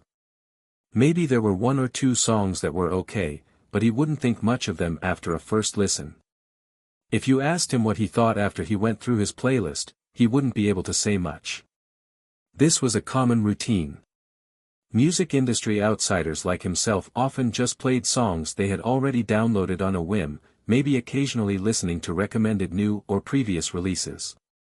Just as he was yawning and reading the news distractedly, a spooky laughter sounded in his ears, turning his partial yawn into a sneeze. His body woke up, cleared of any lingering sleepiness, and he sat up in shock. After maintaining that posture for about 20 seconds, the student finally moved his fingers, scrolling through his screen as he switched from the news to his music app to find out the name of the song he was listening to. When he saw the title, the student blanked for a second. Hee, my dear, what kind of title is that? The student stared at the title that stood out from the others on the chart as he complained out loud. Yet his fingers kept moving, hitting play once again after the first listen. And again. And again. And again. Ding! You have hit your sampling quota for the day, said the reminder that popped up on the screen. I've hit my quota already. I've listened to the song 5 times already. Wow, that was fast. It suddenly dawned on him that he had devoted his complete attention to listening to the song 5 times. He had actually focused on one song and listened to it 5 times. Gotta download it. It was only $1. He was thinking he could loop the song the entire afternoon, a perfect fit for those two particularly boring classes. Maybe he would be awoken by the sound of hee-hee in his headsets when he about to fall asleep. After the download, he posted the song on his school's intranet. Handsome school song, I was blown away by a song today. Below's the link to the sample. By that time of day, even the lazy bones were getting up. There were still plenty of students without morning classes online. When they saw the post, they clicked away. There were also those who couldn't bother to click and joined the chit-chat instead. Guitar's Flight, what kind of song can wake you up with coolness? Handsome's cool song, hee-hee, my dear. Swimming fish, what? Handsome's cool song, go search for it yourself. I'm out, gotta grab a bite. Got a date with the god of dreams this afternoon. Me you my love, wait. Are you talking about that, god of dreams, one of the 3 hypnotist extraordinaires at our school? Handsome's cool song, precisely. Guitar's Flight, I'm gonna check out the song. Swimming fish, me too. Me you my love, same here. Others monitoring the conversation also clicked on the song as a result. They also wanted to know what song could withstand the hypnosis treatment of the God of Dreams. God of Dreams was the nickname for an old professor at the school who still hadn't retired. He used to teach philosophy, but now he had crossed over to music arrangement. The old geezer suffered from low energy in recent years, so he switched to teaching electives. There were only a handful of electives, which also demanded less of teachers than the required courses. The problem was this particular professor was an agonizingly slow speaker. To paraphrase the students, Professor Zhao spoke like a sloth, putting everyone to sleep. Students had repeatedly petitioned Professor Zhao to lecture by webcast instead, but he refused. Though the class was sheer hypnosis, attendance was still mandatory. It would make sense for students to steer clear of his class, but the thing was that the course was credit-rich, so quite a few students signed up. Thus there were tons of people being hypnotized. Upon hearing the student gossip, a young lecturer wasn't convinced and decided to see for himself. He never showed up again. No one saw the lecturer sitting in on Professor Zhou's class again. Professor Zhou had seniority and he had contributed to the school's success, so no one dared confront him. Those who didn't want to deal with him, so Professor Zhou's class kept being offered. Over the years, Professor Zhou got addicted to the class. He was strict in class. Students could ignore his lecture but they were absolutely banned from doing anything else, including sleeping. Serious infractions led to docked credit. That day, Professor Zhou strolled into the classroom casually and scanned his audience. He had poor vision, it seemed like a big crowd, so he thought attendance was good. In keeping with routine, he checked his surveillance footage, examining every corner of the massive classroom that fit nearly 1,000 students. Good, no one was playing with their bracelets. The same case with other angles. This pleased Professor Zhou immensely. The only weird thing was that the students in class looked like zombies, staring upward as if their spirits had left their bodies, a group of thinkers in communion with the stars and planets. In other words, collective daydreaming. Professor Zhou would have ignored 1 or 2 isolated daydreamers, but the longer he lectured, the weirder the vibe. It wasn't just a select few, not even a minority, most of the class was daydreaming. How odd. Professor Zhou slowed down and eventually came to a halt. There was something off in the atmosphere. He couldn't continue. Professor Zhou pressed a button. XXX, please repeat what I just said. The student who was called upon was awoken by the flashing light on his desk, which indicated that he had been summoned. He wanted to get up and say that he hadn't caught what the professor had just said, but instead he mumbled mysteriously, hee. Professor Zhou. The other students yelled, damn, that was bold. Old Professor Zhou dismissed his class with a sullen look on his face. He also exited at a much brisker pace, unlike his sloth-like movement of the past. The students were spooked, wary of a brewing storm. In no mood to pay heed to the student reaction, old Professor Zhao got online as soon as he returned to his office. He had learned from his students what the problem was. As soon as he logged on he headed for the sample. Donning his headset, old Professor Zhao wanted to give it a good listen. What kind of song would wreak such havoc on his class? When he heard the human voice at the beginning of the song, old Professor Zhou's furrowed brows sunk more deeply. What kind of crap are the kids singing these days? Professor Zhou picked up a pen and was about to write a critique, but his movement and train of thought were halted abruptly by the prelude. He took a deep breath when the song ended.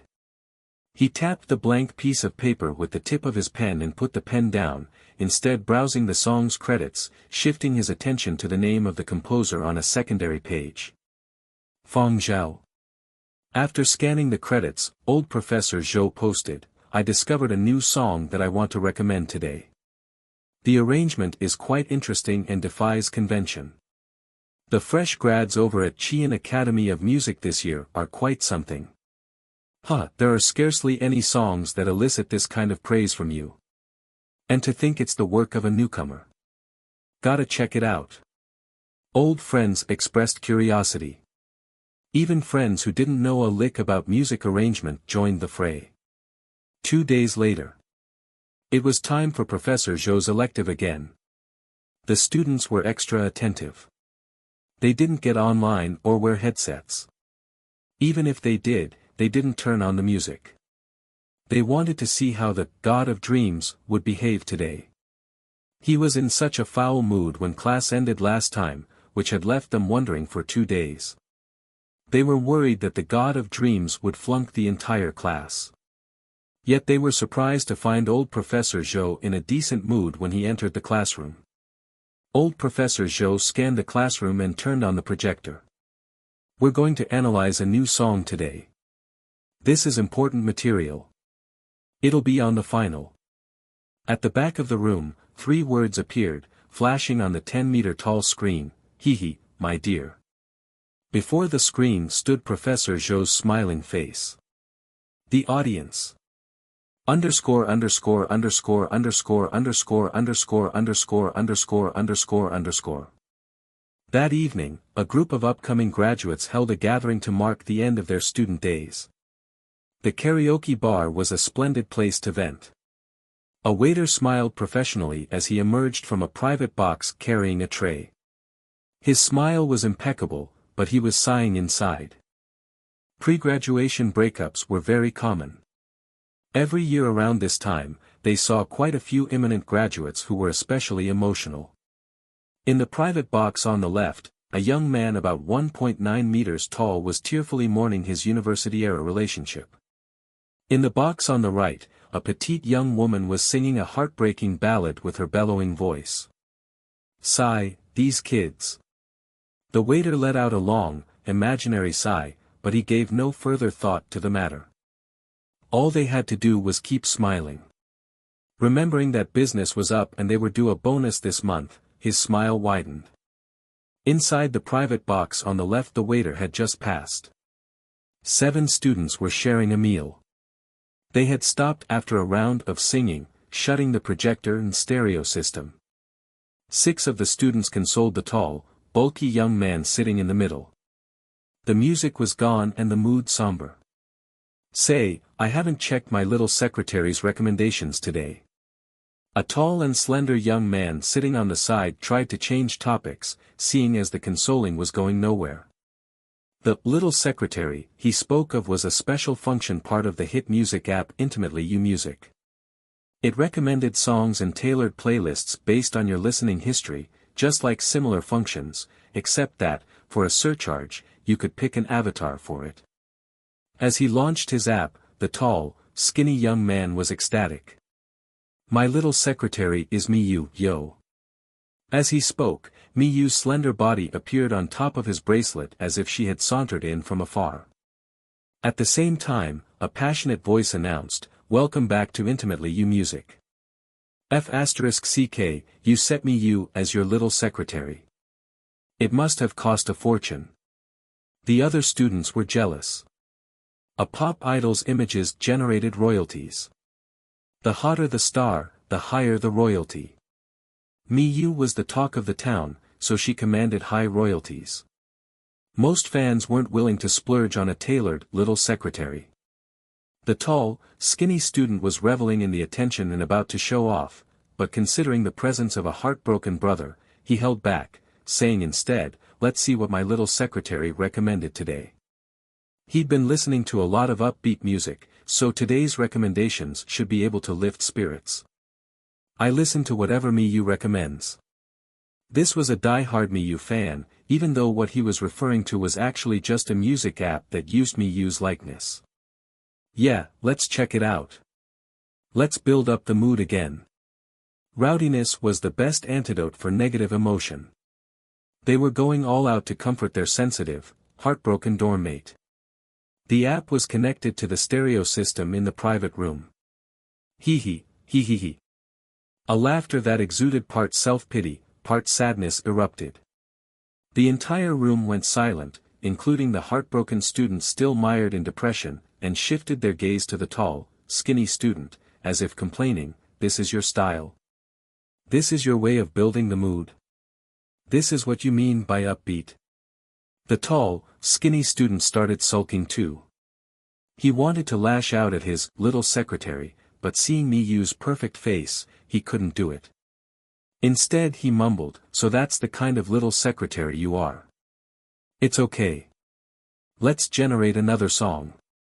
The tall, skinny student had raised his hand, but he froze when the laughter ended and the prelude began. A slightly retro chorus, a jumpy beat, and a jumble of instruments appeared like a gathering sandstorm. It's been a long time since we last spoke. In the same city. Too many pictures bring us to a halt. Time flies. I'm a bit nervous.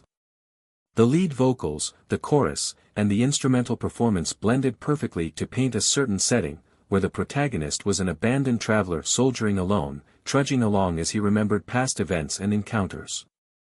Electronic music was common, familiar to listeners of the day, but the electronic music in this song defied categories. Refined listeners could tell what school the composer hailed from, but in the case of this song, they were clueless. The front half of the song was sad and repressed. The high notes were tear-jerkers. But gradually, the melody shifted. After a beautiful, spirited bass performance, the song rose to another level and became more epic. The torrid emotions that were gushing like a raging flood were suddenly plugged by a sturdy dam. The listener was transported to a roller coaster about to soar into the horizon. Sometimes a song was worth 1,000 words. In the private room, the student sitting in the middle wiped his tears and snot. "What's this song called? I want to sing it." The tall, skinny student came to his senses, frowning when he heard the question but eventually eking out a smile.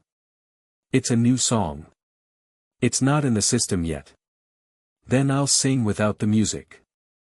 The others opened their mouths but refrained from speaking. "Sure. Whatever makes you happy." What a horrible feeling it was listening to an off-pitch singer belt out a passionate solo. When the tall fellow sang the first the other students grimaced and pulled out their headsets. Forget it, they were better off listening to the original. The number of sample playbacks revealed the promotional prowess of the record company behind the singer and the composer. But whether the audience could be turned captive, whether they would splurge on a download, that depended the song itself. Undoubtedly, this song had legs. It was close to the end of the season, and though the extended delay put the song at a disadvantage, its meteoric rise drew a lot of attention, especially people who paid close attention to the music industry. No one would notice a leap from the bottom of the charts to the top 200. Nor a leap from the top 200 to the top 100. But you couldn't ignore a song that made the top 50 in 3 days. For a newcomer's single, the rapid rise of "Hee Hee, My Dear" dropped jaws among those who followed the new talent chart. Most of the people who listened to the song were students, but among them were also veteran musicians who studied composition and arrangement, such as Professor Zhao, who had his students analyze the arrangement in a test. That made the students both love and hate the song. However you looked at it, the song was a success. Just as Duong had predicted, the stars had aligned for that song. Even though it was a late entry, it wasn't that late, and it had enough momentum. Since Fang Zhao's song was launched, Duong was glued to the new talent chart from dusk to dawn. His other newcomers weren't raking in that many more downloads and had started to taper off, stagnating on the chart. The key was Fang Zhao's release. It would determine whether Duong would get a raise or a promotion. At Duong's office at Silver Wing Media, things had quieted down as the new talent competition drew to a close. He didn't have any more songs produced. The heavy lifting was left to marketing and sales. So all Duong did was monitor the chart.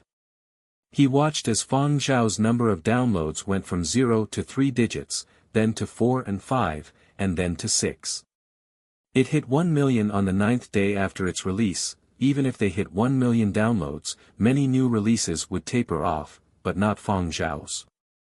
It saw J-shaped exponential growth as it crossed the 1 million download threshold and kept surging. Glued to the data on his tablet, Duong's eyes, covered in bloodied veins, barely blinked. From the moment he arrived at the office at 8 a.m., apart from meals and toilet breaks, he was obsessed, constantly staring at the download tally on his screen. Every muscle in his body was taut and his brain remained in an orgasmic state. None of his 9 other interns had had Duong this on edge. Fang Zhao was an exception. He was quite surprised and eager with anticipation. Even though demos differed from the final product, differences were minimal. But Fang Zhao's arrangement in the final cut had even the demons over in the arrangement department impressed. "Maybe I will get promoted this time," Duong mumbled. Between a raise and a promotion, Duong naturally preferred the latter. Duong's 3 assistants could hear him mumbling whenever they entered his office. Initially, they weren't able to make out what he was saying, but after a few trips they realized Duong was chanting as he stared at the download counter, "Promotion. Promotion. Promotion." It wasn't just Duong. The staffers who worked with newcomers were also glued to the chart. They also wanted Fang Zhao's release in the top 10. The only thing was that number 10 had already hit 1.8 million downloads. 800,000 downloads was too big a gap. Fang Zhao had to close a gap of 800,000 in 10 days. No, he had to chalk up at least another million. After all, the 10th-placed song would garner more downloads, so probably 1 million more downloads were needed to crack the top 10. Was 1 million more downloads possible for a newcomer, considering what promotional channels were in play? He thought it was impossible, and yet he hung on to a sliver of hope. That sense of hope grew and expanded as the days passed. What a rapid ascent. It had just cracked the top 50 the day before yesterday. Now it was in the top 30. The song at number 30 was released by a small company. Their goal was to crack the top 50. Lo and behold, the newcomer they signed went all out and clinched the 30th spot. What a pleasant surprise. The composer was likewise delighted. Considering the season was coming to a close and the chart rankings had more or less settled, he had a considerable lead on number 31, he was quite relaxed and had been celebrating with friends the past few days. He was hungover and fast asleep at 2 in the morning when he was awoken by repeated reminders. His bracelet was set to "Do Not Disturb" mode and most calls were blocked, but calls were put through after a 3rd try. 3 calls from the same number meant an urgent matter. Frowning, he rolled on his bed and announced in a foul mood, "Put it through." His bracelet put through the call after confirming his command. Before he could say anything, the caller started shouting. "You've been crowded out. You're the one who's been crowded out." The composer was still groggy, but the caller had touched a nerve, which prompted the sharp response. After he rubbed his forehead, he froze and exclaimed, "What did you just say?" A crisp voice emerged from his wristband. "You're really being crowded out. I'm not kidding. Hurry, take a look. Check out the newcomer chart. You're going to drop out of the top 30. The composer got up instantly, turned on the screen on his wristband and scanned the chart. Indeed, he had dropped to number 31. F***ck. Who did this? He hadn't been paying attention to the chart the past few days and didn't pay much heed to the other songs on the list. Every day he would check his own ranking and the 5 songs above and below him. How did he drop out of the top 30 in the blink of an eye? Number 32 to number 36 were the same, and the gap between them hadn't changed much. He shifted his attention to the songs ahead of his. He recognized number 30, number 29 and number 28, it was the same 3 songs that had edged ahead for some time. But number 27 was a fresh face. Hee, my dear. From Silver Wing Media. He was curious and puzzled by the last-minute challenger, so he clicked for more details. It was released on June 11th. So late. What's wrong with Silver Wing Media, waiting until June 11th? As he was complaining, the composer's fingers shuffled, scrolling through other details about the song. The more he read, the more he freaked out. After tracking the song's movement over the past few days, he took a deep breath. It resembled a hormone injection, the way it jumped from 500,000 downloads to 1 million in a few days. And counting that in 2 days, the song had risen from around number 50 to the top 30. An increase of 400,000 downloads. Now it was eyeing the top 20. The gap between number 25 and number 30 wasn't that big. Number 30 had 1,403,952 downloads, while number 25 accounted for 1,437,756. If it were early in the season, a gap of 30,000 was nothing, but it was near the end of the season and most of the songs had peaked. Even a hike of 10,000 downloads was difficult. Lo and behold, this song broke into the top 30 and upended the existing order in a few days. What kind of song could manage such an amazing feat? Curious, he clicked play. A long silence followed.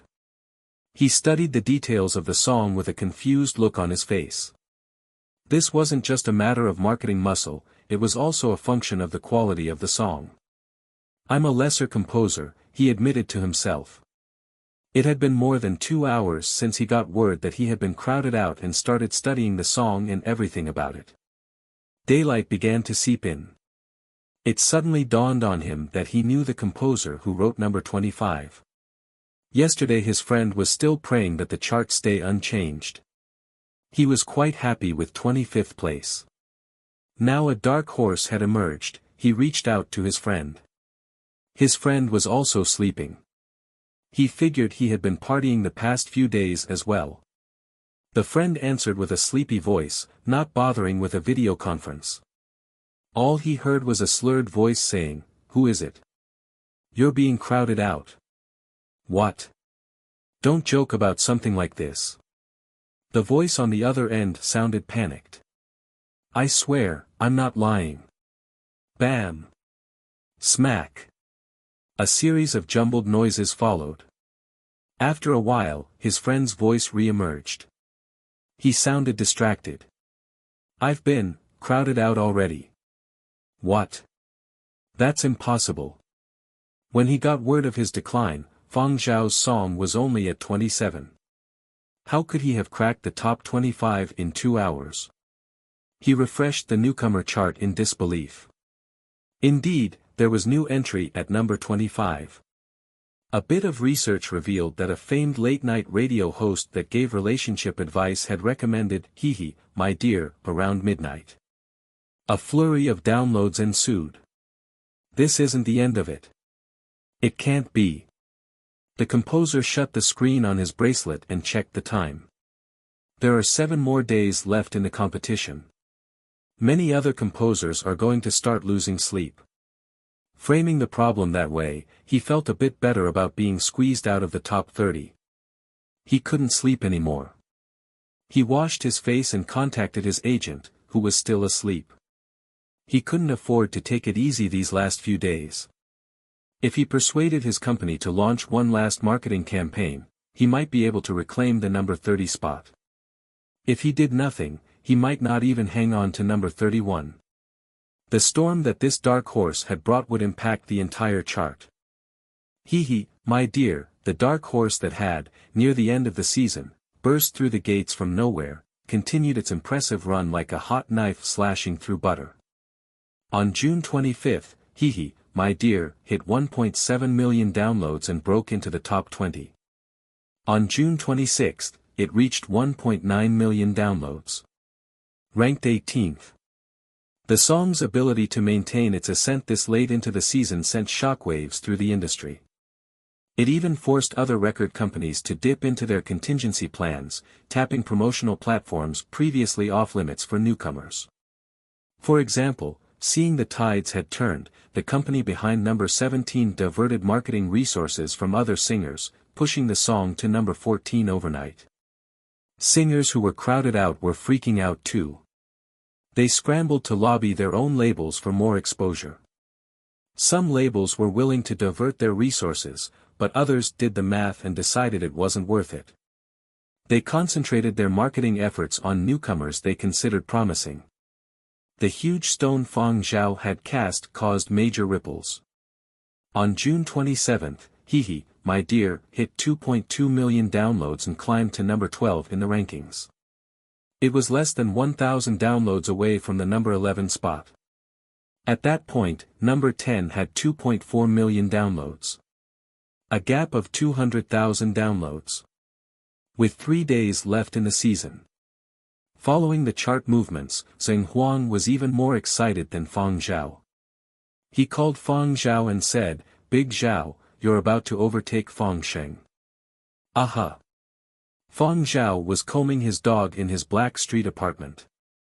After his last shave, the dog had grown about 2 centimeters of fur again. The fur was also slightly curly. He had asked the owner of the drug store about it, but he too was dumbfounded, only saying that some dogs were different. After the apocalypse, some animals developed certain quirks. That maybe explained the fast fur growth. Fang Zhao's lack of emotion didn't dampen Zheng Huang's excitement. He was still ecstatic. "Big Zhao, at this rate, you'll overtake him by tomorrow or the day after that." Many people say that flight is actually quite flawed. Indeed. Zheng Huang wanted to criticize Fang Sheng's song some more, but then he remembered that Fang Zhao was the real composer. Criticizing the song would be slapping Fang Zhao in the face. That would be King awkward. Sensing the awkward silence, Fang Zhao responded, "He can't win because of the arrangement. He only stole the score and a fraction of the demo, but he got stuck arranging the song." "Ah, so that's what happened. I see. Fang Sheng isn't much of an arranger. I'm sure Neon Culture assigned him one, but I bet they weren't able to communicate with each other, haha." Even though Zheng Huang was neither a composer nor an arranger, he knew the business. Arrangers usually communicated with the composer to better understand the creative process and matters of craft, style, and so on, but Fang Sheng had stolen just the score and part of the demo. He knew nothing about the emotions behind or origins of the song. Even if he forced the original Fang Zhao to tell, he couldn't match the actual composer's passion for the song. And clearly, the arranger Neon Culture assigned to newcomer Fang Sheng wasn't the best, which prevented the song from reaching its full potential. Otherwise, Flight wouldn't have stalled at number 10. It would have gained at least a few spots. What a shame. Zheng Huang also felt that it was a pity. He also had mixed feelings about watching as Fang Zhao was about to overtake Fang Sheng. The few of them grew up together but still ended up enemies. June 28, 1 a.m. Fang Sheng's frozen face and wooden eyes stared at the numbers shuffling on his screen. The new Pioneers chart was in a state of constant flux. Fang Zhao had long claimed the number 11 spot and was about to overtake him. Ever since Fang Zhao joined the contest, Fang Sheng hadn't had a good night's sleep, plagued by nightmares every night. He often dreamed he was standing on the surface of the sea. Beneath his feet lay a deep, blue ocean. A huge sea monster broke the surface, flashing its sharp fangs, and charged straight at him. Wasn't his situation similar in real life? 1:32 a.m. Number 10, Flight, 2,430,561 downloads. Number 11, Hehe, My Dear, 2,402,796 downloads. 2:15 a.m. Number 10, Flight, 2,434,129 downloads. Number 11, Hehe, My Dear, 2,419,582 downloads. 3:55 a.m. Number 10, Flight, 2,437,643 downloads. Number 11, Hehe, My Dear, 2,437,596 downloads. 4 a.m. Number 10, Hehe, My Dear, 2,437,710 downloads. Number 11, Flight, 2,437,709 downloads. Fang Zhao turned pale. His lips started twitching and the hand on which he wore his bracelet trembled violently. I lost. Hehe, I still lost. Bang! He hurled the shiny bracelet he bought after signing with Neon Culture to the ground, shattering it into pieces. Neon Culture wouldn't allocate more marketing platforms to Fang Zhao because he had already asked once when he sensed Fang Zhao becoming a threat. If he asked again, the label wouldn't agree. A big company like Neon Culture was loaded with talent and established stars. It could only concentrate so much in the way of resources on a single newcomer. If you were overtaken, you couldn't blame the record label. Speaking of priorities, Neon Culture did invest in Fang Zhao. After all, he had climbed to the top ranks of the chart. But special attention was impossible. The company's muscle was still lined up behind the virtual idol it had launched this year. Everyone else had to take a number. Number 10 and number 11 might have been separated by just one spot, but for Fang Zhao, it was the difference between heaven and hell. As the sun rose, people started another busy day. Insider Silver Wing Tower. Fang Zhao was summoned by Duong first thing in the morning to discuss his full-time contract. Fang Zhao was already in the top 10 and gaining on number 9. No matter what, a top 10 finish was guaranteed. A promotion was guaranteed. Duong was in a particularly good mood. He wasn't yelling at anyone for a change, and he wore a beaming smile when he was discussing the terms of the contract with Fang Zhao. He even lobbied for additional benefits, so the discussion went smoothly. "Oh, have you checked the company's message board yet?" Duong asked. "No, I haven't." Fang Zhao found some information about the message board in his new memory, but not much. The original owner of his body didn't browse the message board much. "Go take a look. There are quite a few messages for you." Guided by Duong, Fang Zhao logged into the company's official website and visited the message board. The top threads revolved around the label's biggest stars. Fang Zhao searched for his name. There were indeed quite a few messages. Nothing compared to the major stars, but some 1,000 messages was a lot for a newcomer. Fang Zhao left Silver Wing Tower and boarded a train back to the suburbs. He clicked on the messages after he boarded. Because Fang Zhao was only an intern and not a full-time employee, fans could only leave a message but not gifts. Some left written messages, while others recorded them. He could, however, listen to all of them using the broadcast mode on his bracelet. Fifth comment: why does there have to be hehe at the beginning of the song? Without the hehe, the song would rise to another level. Why didn't Silver Wing release an altered version of the song? Sixth comment: what a joke. Why release an altered version? Someone at our school muted the human laughter at the beginning of the song when they played it in public and was booed until he played the original version. And you're nitpicking about the laughter. You are testimony to the saying that those who missed out on treasures are always restless and those in possession of them treat them like a pair of shabby shoes. 12th comment: I don't care. I like the original. Ever since I discovered it, I've stopped falling asleep in class. I just daydream. Fang Zhao had read some of the online discussion before, but he could see how strategic intervention by the marketing team at Silver Media promoted the song. The laughter track wasn't in the diary entry the original owner of his body left behind, but he did chuckle before he wrote the entry. Speaking of which, Fang Zhao had to admit that Silver Wing vetted its singers properly. Even though he had gone off the rails, Beiji was very talented and his experience with Heartbreak could help him perform the song better than someone else. After reviewing the comments, Fang Zhao felt assured that his arrangement still struck a chord with the public. Did that mean he could release his old pieces too? He kept listening. 51st comment, I almost missed out on this song. Now download it and add it to my library. 52nd comment, I almost missed it too.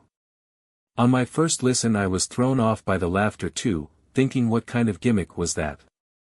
But after 10 seconds, the intro sounded okay. I replayed the song. After I was done, I couldn't stop singing hee my dear, hee my dear. Who knew who had leaked the information that Fang Zhao's song was inspired by being dumped? In any case, it helped many people understand the song. 129th comment, word has it that Fang Zhao wrote the song after he was dumped by his girlfriend. If I could write a song like this, I'd be willing to be dumped by my girlfriend. 130th comment, dude upstairs, first. 131st comment, you need. 132nd comment, A. 133rd comment, girlfriend. 272nd comment, the worst thing for a man is meeting a girl you want take care of for the rest of her life when you're least capable. I don't know Fang Zhao, but I can empathize with his feelings. 316th comment, you go, bro. I spent all my pocket money on you on the 15th, betting that you'd crack the top 10. My last impulse buy before graduation. I'm counting my cash now. 429th comment, don't be afraid. Even if the world has given up on you, you still have your music, Fang Zhao. 500th comment, go get Alum Fang Zhao, from Year 5 arrangement majors at the Qian Academy of Music. Admiring the bustling cityscape beneath the sunlight, Fang Zhao smiled. Rest assured, this is just the beginning. June 28, 3:21 p.m. Number 9, my dear, 2,512,576 downloads. June 28, 7:08 p.m. Number 8, my dear, 2,578,394 downloads. June 29, 12:03 p.m. Number 7, my dear, 2,710,962 downloads. June 30, 2:33 a.m. Number 6, my dear, 2,800,357 downloads. June 30, 12:45 p.m. Number 6, my dear, 2,908,728 downloads. June 30, 11:56 p.m. Number 5, my dear, 3,923 downloads. That night, nearly every pop music newcomer in Yenzhou stayed up all night monitoring the new Pioneers chart. They watched the dark horse that had entered the new talent contest the latest maintain its momentum. After crowding out number 10, it overtook the next 4 songs ahead of it in 3 days and began to threaten the top 4. If Fang Zhao had another day, he would have taken down number 3 and number 4. If he had another month, who knows what would have happened. When the clock jumped to midnight, when the new Pioneers chart finally flashed a symbol indicating the chart had been finalized, the throngs monitoring the chart could finally breathe a sigh of relief. It was finally all over. Especially Chu Guang in 4th place and Rongjing in 3rd. They were signed to Silver Wing Media as well. They were also fellow graduates of the same department at Qian Academy of Music. They entered the contest early on and were given priority by Silver Wing, but Fang Zhao's appearance gave them a real scare. They were almost overtaken. Even though they still held on to third and fourth place, they both just hit 3 million downloads, not much of a lead on Fang Zhao. Just as people suspected, if the chart was live for another day, they might have been replaced in half a day. Luckily, as far as Silver Wing was concerned, all three were newly signed composers. But the composers themselves were quite conscious of their ranking. Thankfully, the season was over. Over. Or was it really over? The beginning of a new month brought the kickoff of a new season of the New Talent Contest. Even though this season wasn't as closely followed as the previous, it still marked a new round of battle. The previous season was over and the winners and losers determined. Newcomers who performed well would gain access to better resources and better music, while those who didn't do so well had their existing resources pulled. Fang Zhao, the last-minute dark horse, also drew attention and generated plenty of discussion within the industry. Prairie Fire was a Qian-based webcast popular among industry insiders. Their main focus was Yenzhou celebrities of all levels. This season's New Talent Contest naturally fell on their radar. They even started a betting pool on the final ranking of the New Pioneers chart. A new edition of the show aired on July 1st. Sharing hosting duties were the regular male and female presenters. As soon as the show started, the lavishly dressed female host joked, "June has just passed." So many people struggled to sleep in the intense heat toward the end of the month. Industry insiders *ched in their heads, it's just a show for the voyeuristic masses, but we, the actual competitors, have been losing sleep for a long time. No wonder people say the second season of the year is the year's most brutal. It's the real deal, cutthroat, grounded in reality, no room for fakery. No matter how good of a **ter you are, the market will deliver a rude awakening. The host continued, this season's New Talent Contest was quite the draw. The male host, indeed, thanks to a hit song that drains all sleepiness out of you, hee. The male host's pun had music newcomers watching the show hurling their bracelets. Hee your ass. I get a headache from just hearing, hee. The female host, the past season of the New Talent Contest didn't exactly go according to script, though it was expected that the two virtual newcomers would take the top two spots. The male host, after a quiet period for Tongshan True Entertainment and Neon Culture, the two conglomerates relaunched their virtual idol projects. A video appeared alongside the host's voice. A slim silhouette wearing a white hoodie bearing a cone pattern flashed an insidious smile. A slight shift of his head could capture the hearts of thousands of teenage girls. The song, Believe in Me, started playing. The performer was the winner of the New Talent Contest, virtual singer Sun Huai. He had held the #1 spot on the New Pioneers chart for more than 2 months now. His single recorded more than 5 million downloads. Sun was created by Tongshan True Entertainment. After Sun Huai, a shapely figure emerged. Even though she looked young, her face was impeccable. Her mischievous smile and soulful eyes were downright charming. Following, Believe in Me, was the #2 song, virtual singer Fei Lizi's Rainbow Candy, which was downloaded 4.8 million times this past season. Fei was created by Neon Culture. Wow, 2 virtual idols in a single season. Sun Huai's star power is beyond dispute. All of my cousins are keeping tabs on him. Fei Lizi isn't bad either. Word has it that a candy maker Neon Culture partnered with made a killing on Rainbow Candy this year, the female host said in a joking tone. The 2 virtual idols were indeed strong contenders, but I was paying attention to someone else on the chart, the male host said. Today we received an animation created by a viewer. It's about this year's New Talent Contest. The viewers were intrigued. What animation? A video soon followed. A slick, fat mouse marked with the number 10 darted forward, huffing and puffing, trailed by a group of cats. Each cat had a different fur pattern. If you looked closely, you could see that both the mouse and the cats were emblazoned with company logos. People who had followed the new talent contest understood immediately and flashed a knowing smile. Isn't this a depiction of the chart movements toward the end of the season? In the animation, a group of cats were chasing a fat mouse. Mine. It's mine. F***ck off, y'all. The mouse is mine. Y'all make way. I'm about to make a major move to take down the fat mouse. As the cats quarreled, a cheetah whisked by like the wind, passing the cats and laying claim to the fat mouse with an emphatic stomp. It kept on running, fading into a speedy silhouette. The reaction of neon culture staffers in the newcomer department who saw the cartoon. Fang Zhao's agent. As people around him heaped looks of scorn, pity, and cynicism, a ghastly pale Fang Zhao trashed his second bracelet.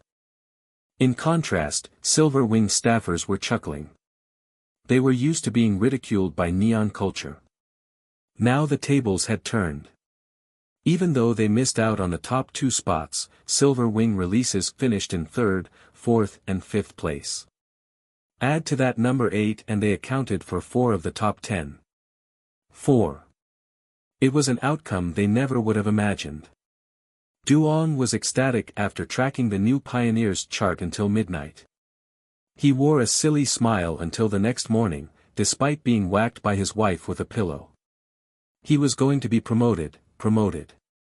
Singer Bei Ji was also too excited to fall asleep after seeing the final ranking. I'm a star now. Bei Ji stared at the chart without blinking. He, ha ha ha ha. A change of fortunes often follows the depths of despair. A mishap might be a blessing in disguise. Bei's 3 roommates were amazed by the reversal. The 4 newly signed singers were housed in a company dorm. Unlike the composers, the singers had nothing to hide from each other. They took the same classes and vocal lessons. Bei Ji's 3 roommates knew he'd gone through a rough patch after signing. He was in no shape to sing. They'd thought that Bei Ji would be cut loose before his contract ended, but who would have guessed that Fang Zhao would come to the rescue? By June, Bei Ji had recovered and gotten the call from Duong. He'd lucked out. I'm a star, ha ha ha. Bei Ji burst into a frantic dance in his room. That's right. I need to thank Fang Zhao. Bei Ji raised his arm to call Fang Zhao. If now wasn't the time to kiss up to such an auspicious patron, then when? He was a rookie singer. Cultivating ties with composers was standard procedure. That way he would keep getting good songs. Good songs sent his stock rising. It wasn't all celebration. Sometimes woe followed triumph. Duong was miserable after getting promoted the next day. Duong used to be in charge of rookie composers. Now he was in charge of all of Silver Wing's composers. His predecessor had quit after leading the failed Virtual Idol campaign last year. Now, Duong took over his portfolio. The promotion was a good thing. But Duong stopped smiling after seeing his to-do list. Silver Wing launched virtual projects every year, but they rarely received much support. As far as the Silver Wing bosses were concerned, they could prioritize other singers, their virtual idols could be second-rate, but they had to have them. A conglomerate like Silver Wing couldn't be dissed for not being able to create virtual idols. Whether or not they became huge stars was a different matter. But after last year's failed full-court press, the virtual idols team was in shambles. Staff either transferred to other projects or jumped ship. The department was a ghost town. The higher-ups were at wits' end. However hopeless the mission, they charged the team leaders with figuring things out. They had to have at least one virtual idol project a year. If no actual work had been done, they still had to pull something out of their asses. As long as they came up with something. Quality was not an issue. Still, to fail miserably was a major loss of face. After being passed around, the hot potato had landed on Duang's desk. His new position had been left unfilled for some time, so everyone had pretended the problem didn't exist. Now that Duong had taken over, the other managers could rest easy. Old Du Ye Erlin, the head of the arrangement department, gestured toward his colleague with his fingers. Don't old me. I'm only 40, at a time when the average lifespan is 180. I've only lived less than a quarter of my life. I'm still young, Duong said without lifting his head. Ye Erlin ignored the comment. Old Du, what's the point? You've risen up the ranks, only to suffer. Could he afford to take on the virtual idol project? Duong tried telling his superiors, virtual idols weren't his specialty. But no one wanted to take the project. His bosses told him that, since he was filling the open post, he had to suck it up. Duong wanted to spit blood. If he had known, he would have passed on the promotion. He would have applied for a transfer after someone took over the virtual idol project. Hindsight was always 20/20ths. The manager lying in the hospital was a harbinger of things to come. A disgruntled Duong could only pass the buck to the composers he supervised. He wasted no time in offering incentives. Whoever is willing to take this on will be fast-tracked for promotion. The entire composition department got online punctually after receiving word that Duong had called a video conference, as did Fang Zhao. He was going to go for a stroll, but stayed home after learning about the meeting. As soon as everyone got online, Duong threw a time bomb in their face. Indeed, every single Silver Wing staffer knew that the label's virtual projects were a death pit that chewed up money and people. Anyone who landed there was doomed. Plus this fell outside of their expertise. They only knew how to compose, not how to produce virtual idols.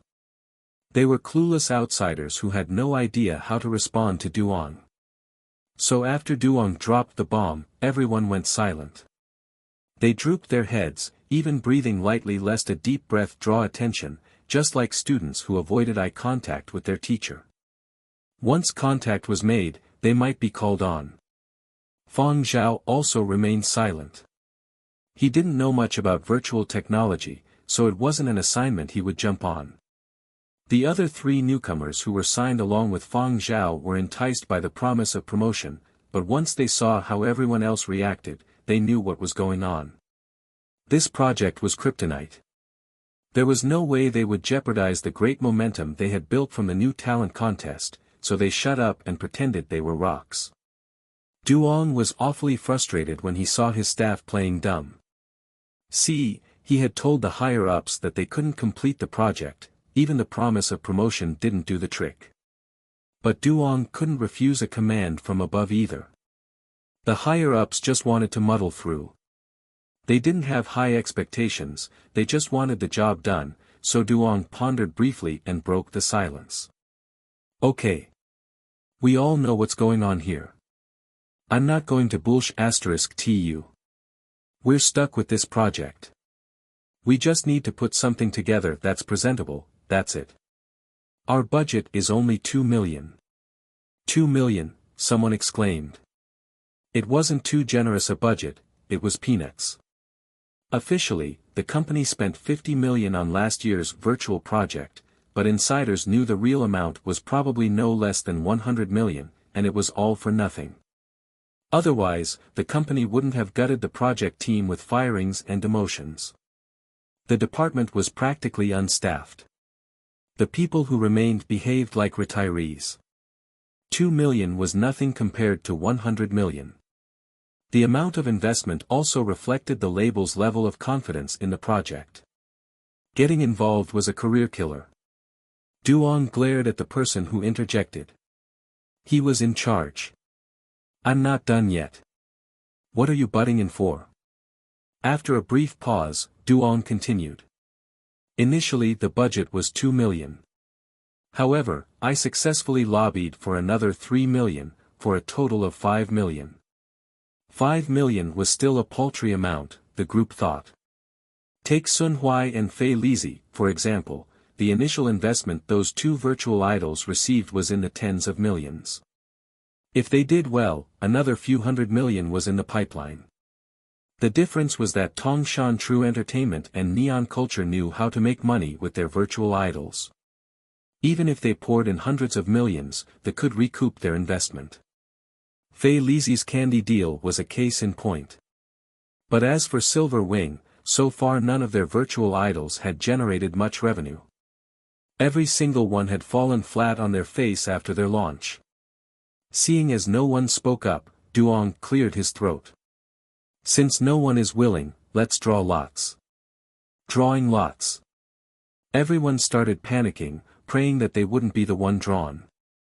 Duong didn't care how his people prayed for luck. To preempt any talk of cheating, he didn't draw lots by computer. Instead, he made paper strips with everyone's names on them in full view of the entire group, and then he crumpled them and put them in a box. The old-fashioned way. As you can all see, it's a fair process. I didn't rig the lots. Just pray that you're not so unlucky. As he spoke, Duong stuck his hand into the box and pulled out a piece of crumpled paper. He flattened it in front of his computer screen. Duong flattened the paper strip with it facing his camera, so everyone else could see the name on it, but not him. The moment he flattened the piece of paper, he heard heavy sighs of relief. They sounded like the breathing of a drowning person taking gulps of fresh air after being rescued. Duong flipped the paper strip over and saw the words Fang Zhao. His eyelids jolted. Duong was surprised. He didn't want to put Fang Zhao on the project. Given his performance in the new talent contest, he was bound to produce even better songs. There were 50-odd people in the composition department. Considering the odds of 1 in 50, Duong didn't think Fang Zhao would get drawn. Lo and behold, he was. There was nothing he could do. He had drawn lots in front of everyone. If he reneged, his staff would go ballistic. Duong tried to gauge Fang Zhao's response. All Fang Zhao did was furrow his brows slightly. He didn't respond dramatically. Du lamented that the newcomer had no idea what he was getting himself into. Even though the outcome wasn't ideal, the decision had been made. Fang Zhao, Duong spoke toward his camera. I'll leave this mission to you, then. Alright, everyone else can leave. Fang Zhao, stop by the office this afternoon. I'll take you to the virtual projects department for a quick look. Not long after Du ended the video conference, Ye Erlin, the head of the arrangement department, dropped by. Old Du, I heard you outsourced that terrible burden. As soon as the meeting was over, Ye Erlin had gotten the lowdown from several composers who attended, using his cunning ways. None of your bloody business. Duong found the demon an eyesore. He used to be Ye Erlin's junior and had to restrain himself. Now that they were the same rank, he could speak with more authority. Not long after he saw off Ye Erlin, Julian from operations stopped to gossip as well. Duong, I heard a composer under you took the project. Julian was much more senior than Duong position-wise, both were department heads, but Duong didn't want to get on Julian's bad side, so he was more diplomatic. After disposing of Julian, Bulai, the head of back-office operations, showed up. He was 30 years older than Du. Du boy, I heard one of your composers took the project. Duong. He was tired of explaining. Within an hour, the entire company knew that the much-delayed virtual idol project had found a home, assigned to a newcomer in the composition department. So when Fang Zhao arrived at Silver Wing in the afternoon, he was the center of attention. That's him. That's right, that's him, the newcomer the composition department signed this year, the guy who finished 5th in the new talent contest. Number 5 in the new talent competition, you know, the hee-hee song. Right, right. It's him. Poor guy. What a stroke of bad luck. What can he do? A newcomer can't turn down an assignment. I feel sorry for him. Aren't newcomers meant to be used as scapegoats? You watch, he's gonna get torn into. Everyone considered Fang Zhao unlucky. He had finished 5th in the new talent contest, and people in the know were clear on how much real talent backed up his ranking. As long as he did what his agent told him to, riches lay ahead. What a pity that he was stuck with a dead-end virtual idol project. Fang Zhao didn't go to Duang's office, heading straight to the 50th floor instead, as his boss had requested. The 50th floor was where the virtual idol project was based. They took up the entire floor. In the early days after the label was founded, the Virtual Projects department occupied the 45th to 50th floors, but with the passage of time, the department deteriorated and its floors were reallocated one by one. Now they were left with the 50th floor. When Silver Wing splurged on the department last year, the entire floor was packed. But when Fang Zhao emerged from the elevator, all he could sense was emptiness. A vast emptiness created by the diversion of hardware and personnel. A shout could generate a clear echo. This way. Duong was already waiting. He led Fang Zhao to an empty office. This is where you'll work until the project is complete. Fang Zhao looked it over. It was a tastefully furnished 200-odd square meter office, for him alone. Only a cash-rich company like Silver Wing could pull this off. Since Duong took over the virtual idol department, he was the head of the department. Fang Zhao was his designated producer. But Duang's focus going forward would still be the composition department. He would leave the virtual idol department to Fang Zhao. From now on, you're the producer for the virtual idol project. You're the most senior employee apart from me. You'll make all the key decisions. This has been signed off by the bosses. It's been logged in your personnel file. You've been cleared for access to this floor. All you need to do is flash your bracelet. Fang Zhao nodded. Where's everyone else? Make a left and head to the end of the corridor, the office in the corner. I spotted someone sleeping in there. Probably pulled an all-nighter gaming, Duong responded. Fang Zhao was baffled as to why, given Duang's temper, he didn't lash out at someone sleeping at work. How many people are there in the department? Fang Zhao asked. 1. Fang Zhao. He raised 2 fingers to confirm. That's to say, the entire department comprises 2 people. That's right. As thick-skinned as Duong could be, he felt ashamed. This was hazing a newcomer. Fang Zhao didn't know what to say next. He had heard about the Virtual Projects department. He knew last year's failed project had ended in a bloodbath. He just hadn't realized the company had cleaned house so thoroughly. If Duong hadn't taken over, the label would probably have kept procrastinating. You can make new hires or loan from other departments. Duong couldn't bullsh** T anymore. You take your time to settle in. I'm off. I still have a lot of things to attend to in the composition department. Duong got ready to bolt. Wait. Fang Zhao put the brakes on Duang's escape. More questions? I need to attend my graduation ceremony tomorrow and take care of some paperwork. I can't start immediately. Take your time, Duong responded. Of course he wasn't in a hurry. He had outsourced his problem. He had nothing to worry about. As for what kind of virtual idol Fang Zhao came up with, he didn't care. As long as he completed the assignment. He slapped Fang Zhao on the shoulder. Work hard and do a good job. After Duong left, Fang Zhao examined his office carefully. Apart from his office desk and mini-computer, the most glaring items were a row of bookcases. Very few people read physical books these days, but there were still a few. Some folks like to go retro, others liked the look and feel of paper. The bookshelves in the office held up to some 10,000 volumes. Some of them looked new, some were dog-eared from repeated use. Perhaps it was the improvement of paper quality, but Fang Zhao didn't see any damaged pages. Or maybe the damaged books had already been replaced with new ones. Who knew how many department heads the bookshelves had survived? Fang Zhao scanned the collection. Most of the books were about virtual idols, including volumes covering the history of virtual idols, technological advancements in the field, and aesthetic design. Virtual idols and their cultural characteristics, the aesthetics of the virtual idol body, emotional expression in the virtual idol, an introduction to the Reg dimension, and so on. Fang Zhao picked a book about the cultural development of virtual idols and began reading in his office chair. The office was much nicer than his surroundings on the Black Street. There were no distractions.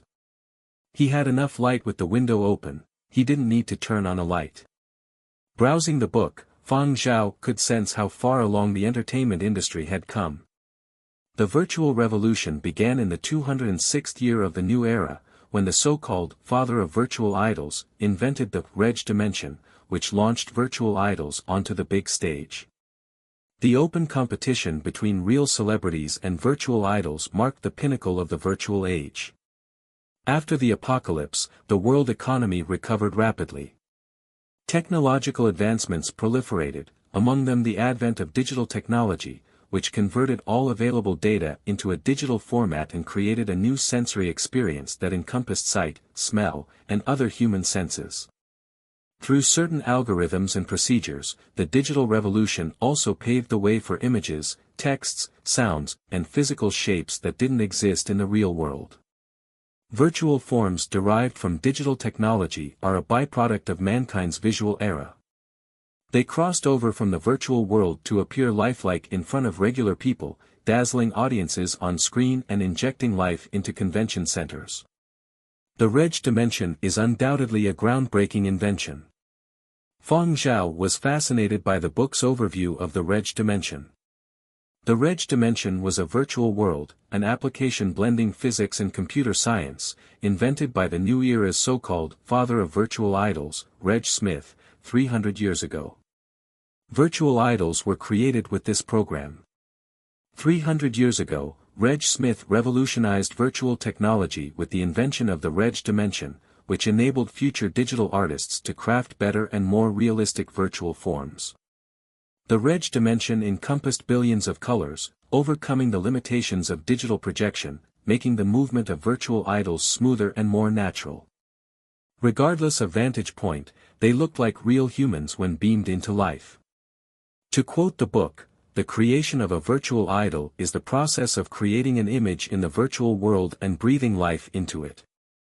Virtual idols born into the Reg dimension were refreshed by new ideas digital artists brought to the table and advancements in digital technology. In the past 300 years, virtual technology has gone through countless upgrades that have perfected the virtual idol, but all these breakthroughs were built on the foundation of the Reg dimension. You could say the Reg dimension was the cornerstone of virtual technology. Reg Smith created the Reg dimension, laying the groundwork for the golden age of virtual idols, but 300 years later, Reg Smith and the golden age were long gone. That wasn't the program's fault. The key was human talent.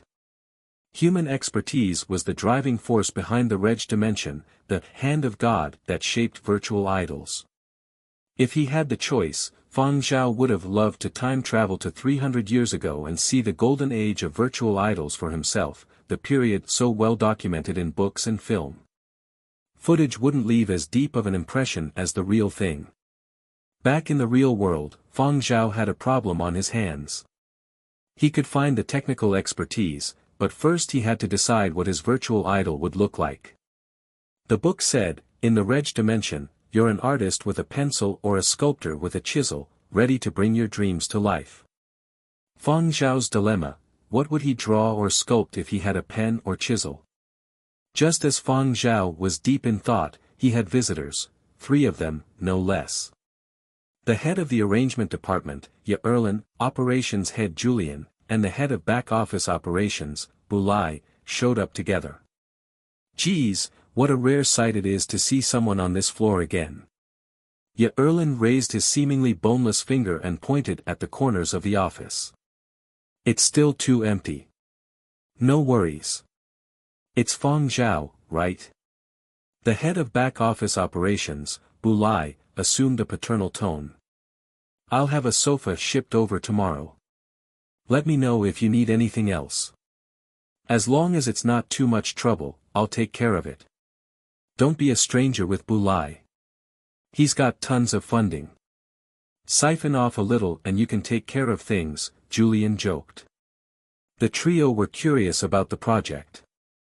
They also felt that it was poor form to assign such a dead-end project to a newcomer, not to mention the newcomer who performed the best in the new talent contest. Wasn't this hazing? Even though they felt bad, they would never take on the project themselves. All Bulai was offering was to throw some resources his way. They didn't want to touch the project itself. Fang Zhao, I know your expertise is composition. How much do you know about virtual idols? Julian asked. When it came to their age, Fang Zhao was much older than even Bulai, the oldest of the group, but he was trapped in a young body. Sensing their patronizing attitude, Fang Zhao didn't take the conversation seriously. As for Julian's question, Fang Zhao pondered and said, virtual idols are like Sun Huai and Fei Lizi. The three department heads went silent for several seconds. That was a tough comment to follow up on. After a while, Julian joked, don't set your bar too high, young man. Otherwise you'll be disappointed. Everyone knew the other two big three companies excelled at producing virtual idols, especially Tongshan True Entertainment. Anyone they launched drew tens of millions of fans. Sun Huai was another success. They had even started putting him in movies, which meant he would become even more popular.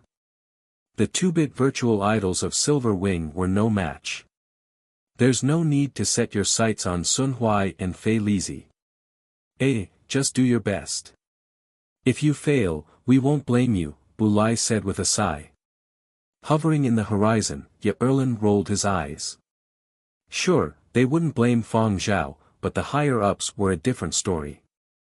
Do the three of you have favorite virtual idols? Of course. Ye Erlin was about to say something but pretended to laugh instead. That was so long ago. It's not worth mentioning.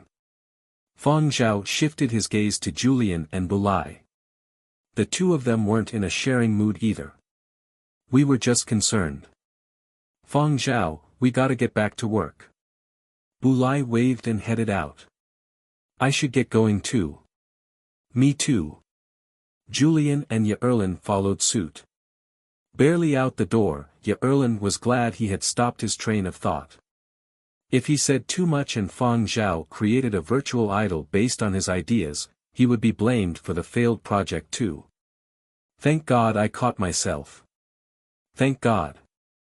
After the three department heads left, Fang Zhao was just a few more pages into his book when another person showed up. The new arrival was about 30. His beard was a mess and his palm-length hair resembled a mop. There was a mark on his face, probably made when he fell asleep on his desk. This was the lone staffer Duong had mentioned. How are you? I'm Zhu Wen, a technician in the virtual idol department. I'm Fang Zhao, the new producer. Fang Zhao signaled Zhu Wen to find himself a chair. Zhu Wen pulled up a chair casually and sat down, legs spread. I know about you. The whole department has heard. Fang Zhao knew his new reputation didn't stem from the new talent contest. Even though the competition was important to newcomers, it wasn't not so important to other staffers. He had an idea where his newfound renown derived from. The whole company knew that the virtual idol project had been dumped onto a newcomer from the composition department.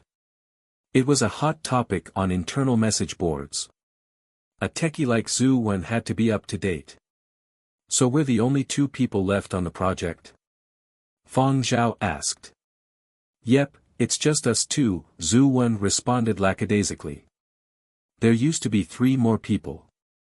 They applied for transfers this morning when they heard you were assigned to the project. So before Fang Zhao's arrival, the virtual idol department hadn't been gutted entirely. There were 4 staffers this morning. The department hadn't had a manager since last year's project failed. The last department head/producer was still hospitalized. Word has it he took the failure hard and was mired in deep depression. He'd been resting in the hospital since. No one knew exactly how he was doing.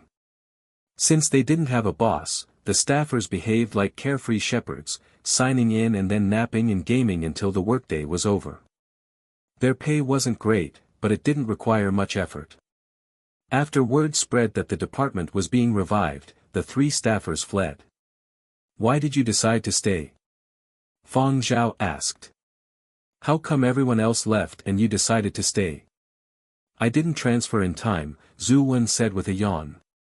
"I fell asleep writing my transfer application. I just woke up." Fang Zhao. No wonder Duong didn't lash out at Zhu Wen when he caught him napping. He was probably afraid that he would scare off the final employee. Zhu Wen kept yawning. Fang Zhao suddenly asked, "You follow any pop stars?" "You mean the virtual idols that are active on the internet these days?" "Yes, but older ones count too." "If that's the case, no." Zhu Wen flashed his white teeth. "Because I'm a reg dimension technician." Fang Zhao remembered reading in his book that most reg dimension technicians shared the same mindset: "I only worship the idols I create." The existing pop idols on the market were created by others. My idol has to be the product of my own imagination. Then what do you think our virtual idol should look like? Fang Zhao asked. He was a newcomer when it came to virtual idols. Even though there were virtual idols before the apocalypse, that was a different story. Now virtual idols were a mature product. It was hard to choose between them. "Don't ask me." Zhu Wen sprang from his chair, as if he'd sat on a nail. "You don't want to ask me. I'm just a technician who executes. The look of the virtual idol is decided by the producer. I'm just responsible for building the image the producer decides on. In simple terms, I just do what you tell me to do. You, the producer, decide what we make." Zhu Wen had no intention of becoming the scapegoat. That had always been the prevailing mood on Silver Wing's virtual idol projects. If any of his ideas contributed to the failure of the project, he was dead meat. Seeing that everyone was avoiding volunteering ideas like the plague, Fang Zhao realized that he would have to design the look of the virtual idol. No one else was going to touch that one. "If that's all, I'm going to head back." Zhu Wen just wanted to report for duty and scope out the new producer. "No problem. Why don't you head back?" Released by his boss, Zhu Wen bolted in huge strides, leaving Fang Zhao alone in his massive office where he became engrossed in the book on his desk. What should the virtual idol look like? A call came through on his bracelet. It was about his Black Street apartment. He had hired contractors to renovate his studio. Silver Wing had wired him a payment.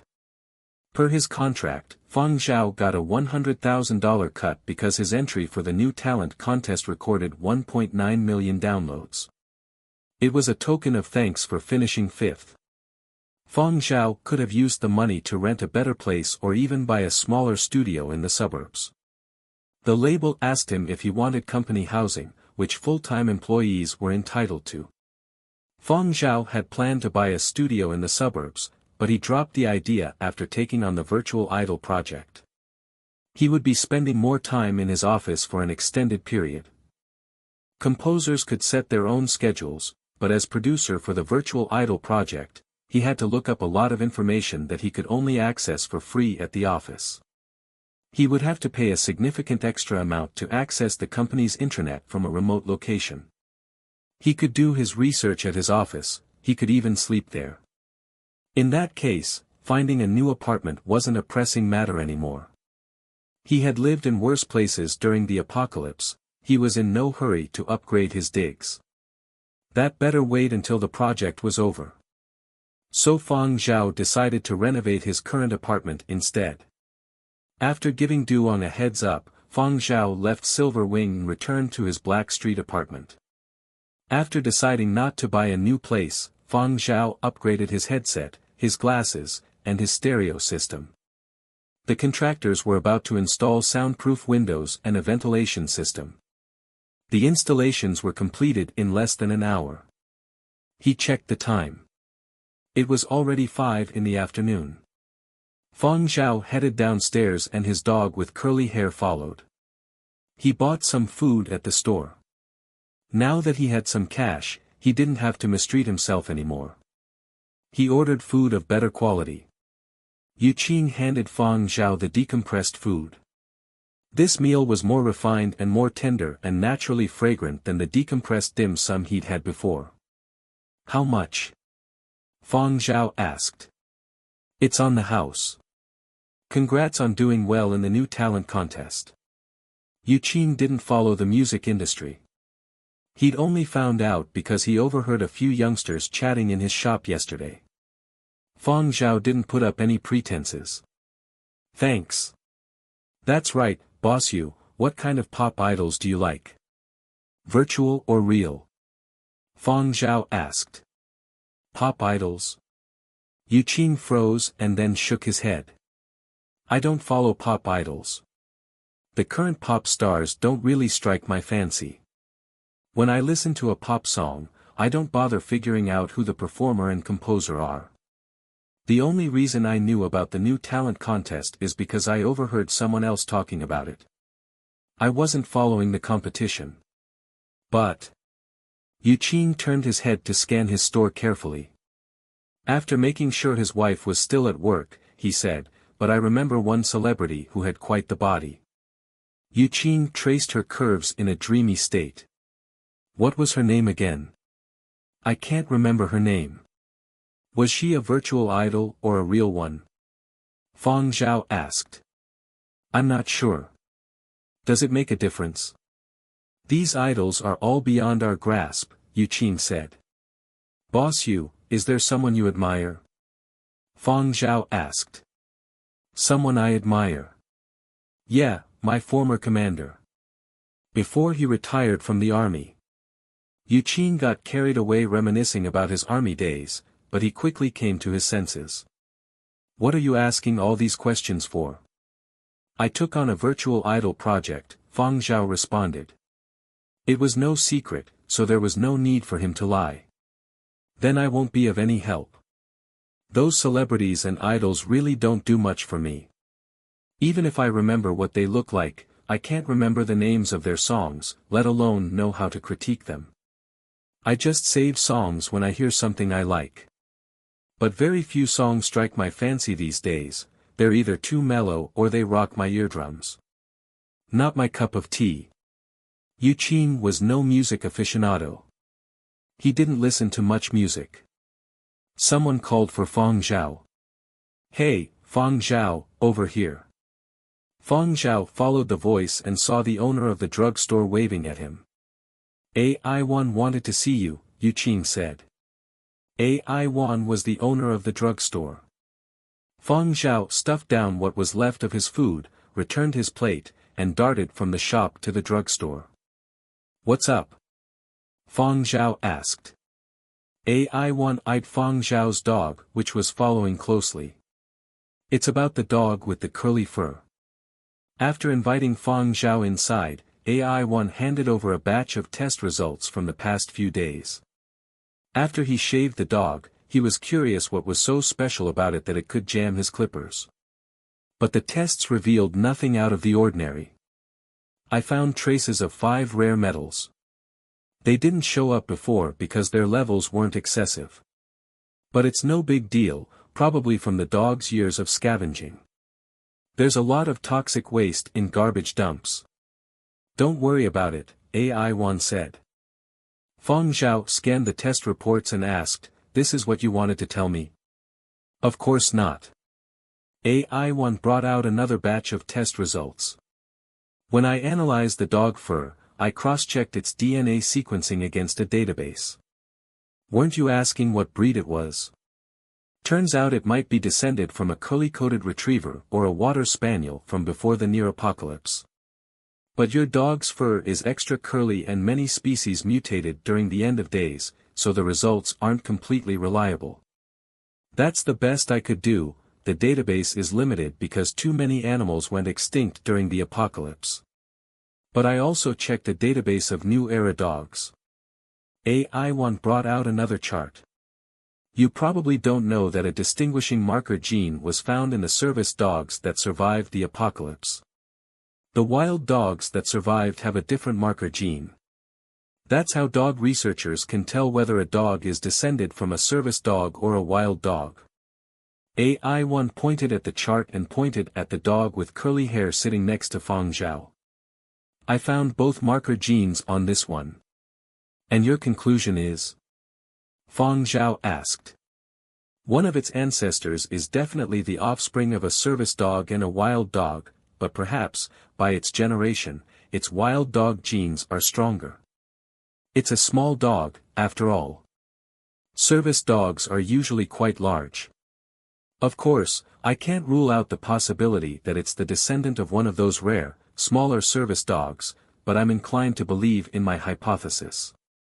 Wild dogs from the new era were known for their small build and top-notch survival skills. The larger wild dogs have long gone extinct.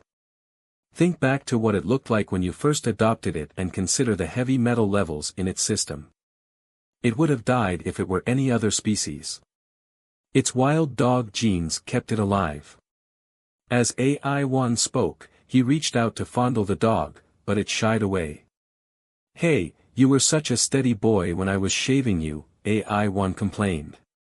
"Many thanks," Fang Zhao said. He didn't request the tests, so he was grateful that AI-1 took the time to conduct them and had shared the results. AI-1 waved off his thanks. "My pleasure.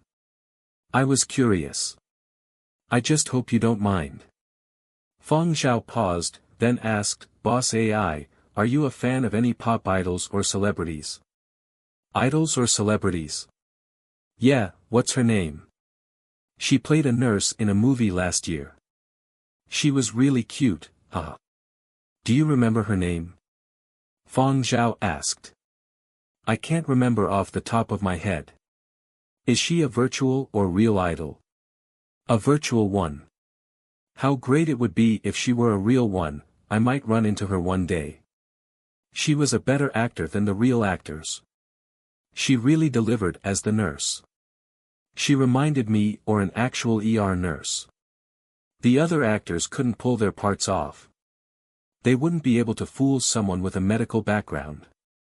After leaving the drugstore, Fang Zhao returned to his second-floor apartment and watched a few movies and concerts that featured some of the more popular virtual idols in recent times on his new projector. He wanted to see what a hit virtual idol looked like. Quality situational glasses and headsets allowed Fang Zhao to better experience the mood at the scene. They resurrected the event in question. Situational technology was the same as simulation technology, or what people often called virtual reality technology. Virtual idols staged two types of concerts, live shows and virtual concerts. Live shows refer to actual, real-life performances that fans buy tickets to attend. Virtual concerts were staged online with the help of situational equipment. The advancement of virtual technology allowed people to experience the volcanic energy that radiated from the stage in a different space and time. Regardless of whether the glittering scenes on stage were real or simulated, as far as the fans were concerned, their sole focus was the people on stage the moment they arrived at the arena. The epic scale of the event and the shuddering sound effects were recreated with utmost authenticity. But what Fang Zhao dwelled on was which performers could set the tone on stage, regardless of the quality of the songs they were singing. There were all types of hit virtual idols, just like real celebrities staked out different styles.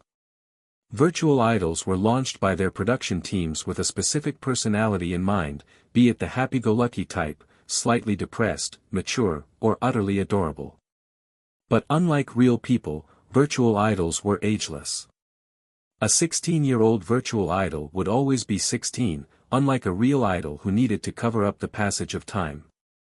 Fang Zhao couldn't possibly watch the performances of every hit virtual idol, so he just browsed. The current crop of virtual idols seemed to be tailored to younger fans. That made sense. Young men and women were a demographic willing to follow pop stars closely and spend on them. Older people like Yuqin didn't bother. Fang Zhao was still clueless after watching all that footage. There were many types of virtual idols who made it big, especially in the age of Reg Smith, the father of virtual idols. Humans, animals, crossbreeds, fairies and demons, you name it. You could say that the abundance of talent made the golden age of virtual idols. Otherwise, virtual idols wouldn't have all but relegated real idols to a historical footnote. The golden age of virtual idols was also known as the Reg era. Many of the idols might not have been created by Reg Smith himself, but they were all products of Reg Dimension technology. The virtual idols who are popular now had traces of their predecessors from that era. You could find similarities between the virtual idols from the two periods. How about basing his design on a hit idol during the Reg era? Fang Zhao couldn't make up his mind, and he didn't want to do a half-assed job as Duong had suggested. For him, it was all or nothing. He decided to consult a professor specializing in virtual technology when he attended graduation the next day. The next day was the last day the imminent graduates appeared in school as students. When the day was over, they would shed their identities as students and join their respective professions. The talk of the school was naturally the outstanding graduates. The composition department accounted for 6 of the composers behind the New Pioneers chart's top 10. Setting aside the 2 virtual idols, 6 of the 8 remaining composers were Chian Academy of Music graduates. The composition department was in a great mood, and the school leadership in an even better mood. They ordered everyone to brag about their illustrious alums, no holds barred. The graduation of one batch of students meant it was time to recruit a new freshman class. The more people knew about how well their alums performed in the new talent contest, the stronger their applicant pool.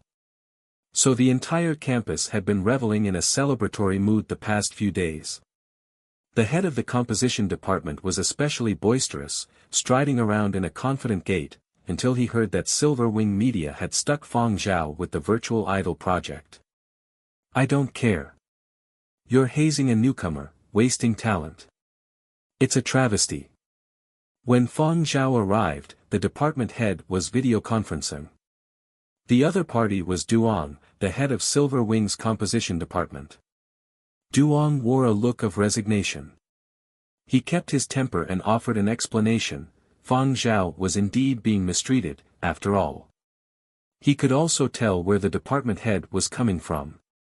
He had to do something when a star student from his department was being treated this way. So what if Silver Wing was one of the big 3, Chian Academy of Music was a top school too? A big-name school had to project the aura of a big-name school, it should speak up when it was called for. He would have done the same thing for any other student. He knew his call wouldn't change things, but changing the outcome was one thing and speaking up was another. He had to at least posture. Duong thought the sly fox showed a great knack for timing, calling just as Fang Zhao was visiting. Who knows, the timing might have been intentional. After hanging up angrily, the department head shifted to a gentler mood when he turned to face Fang Zhao.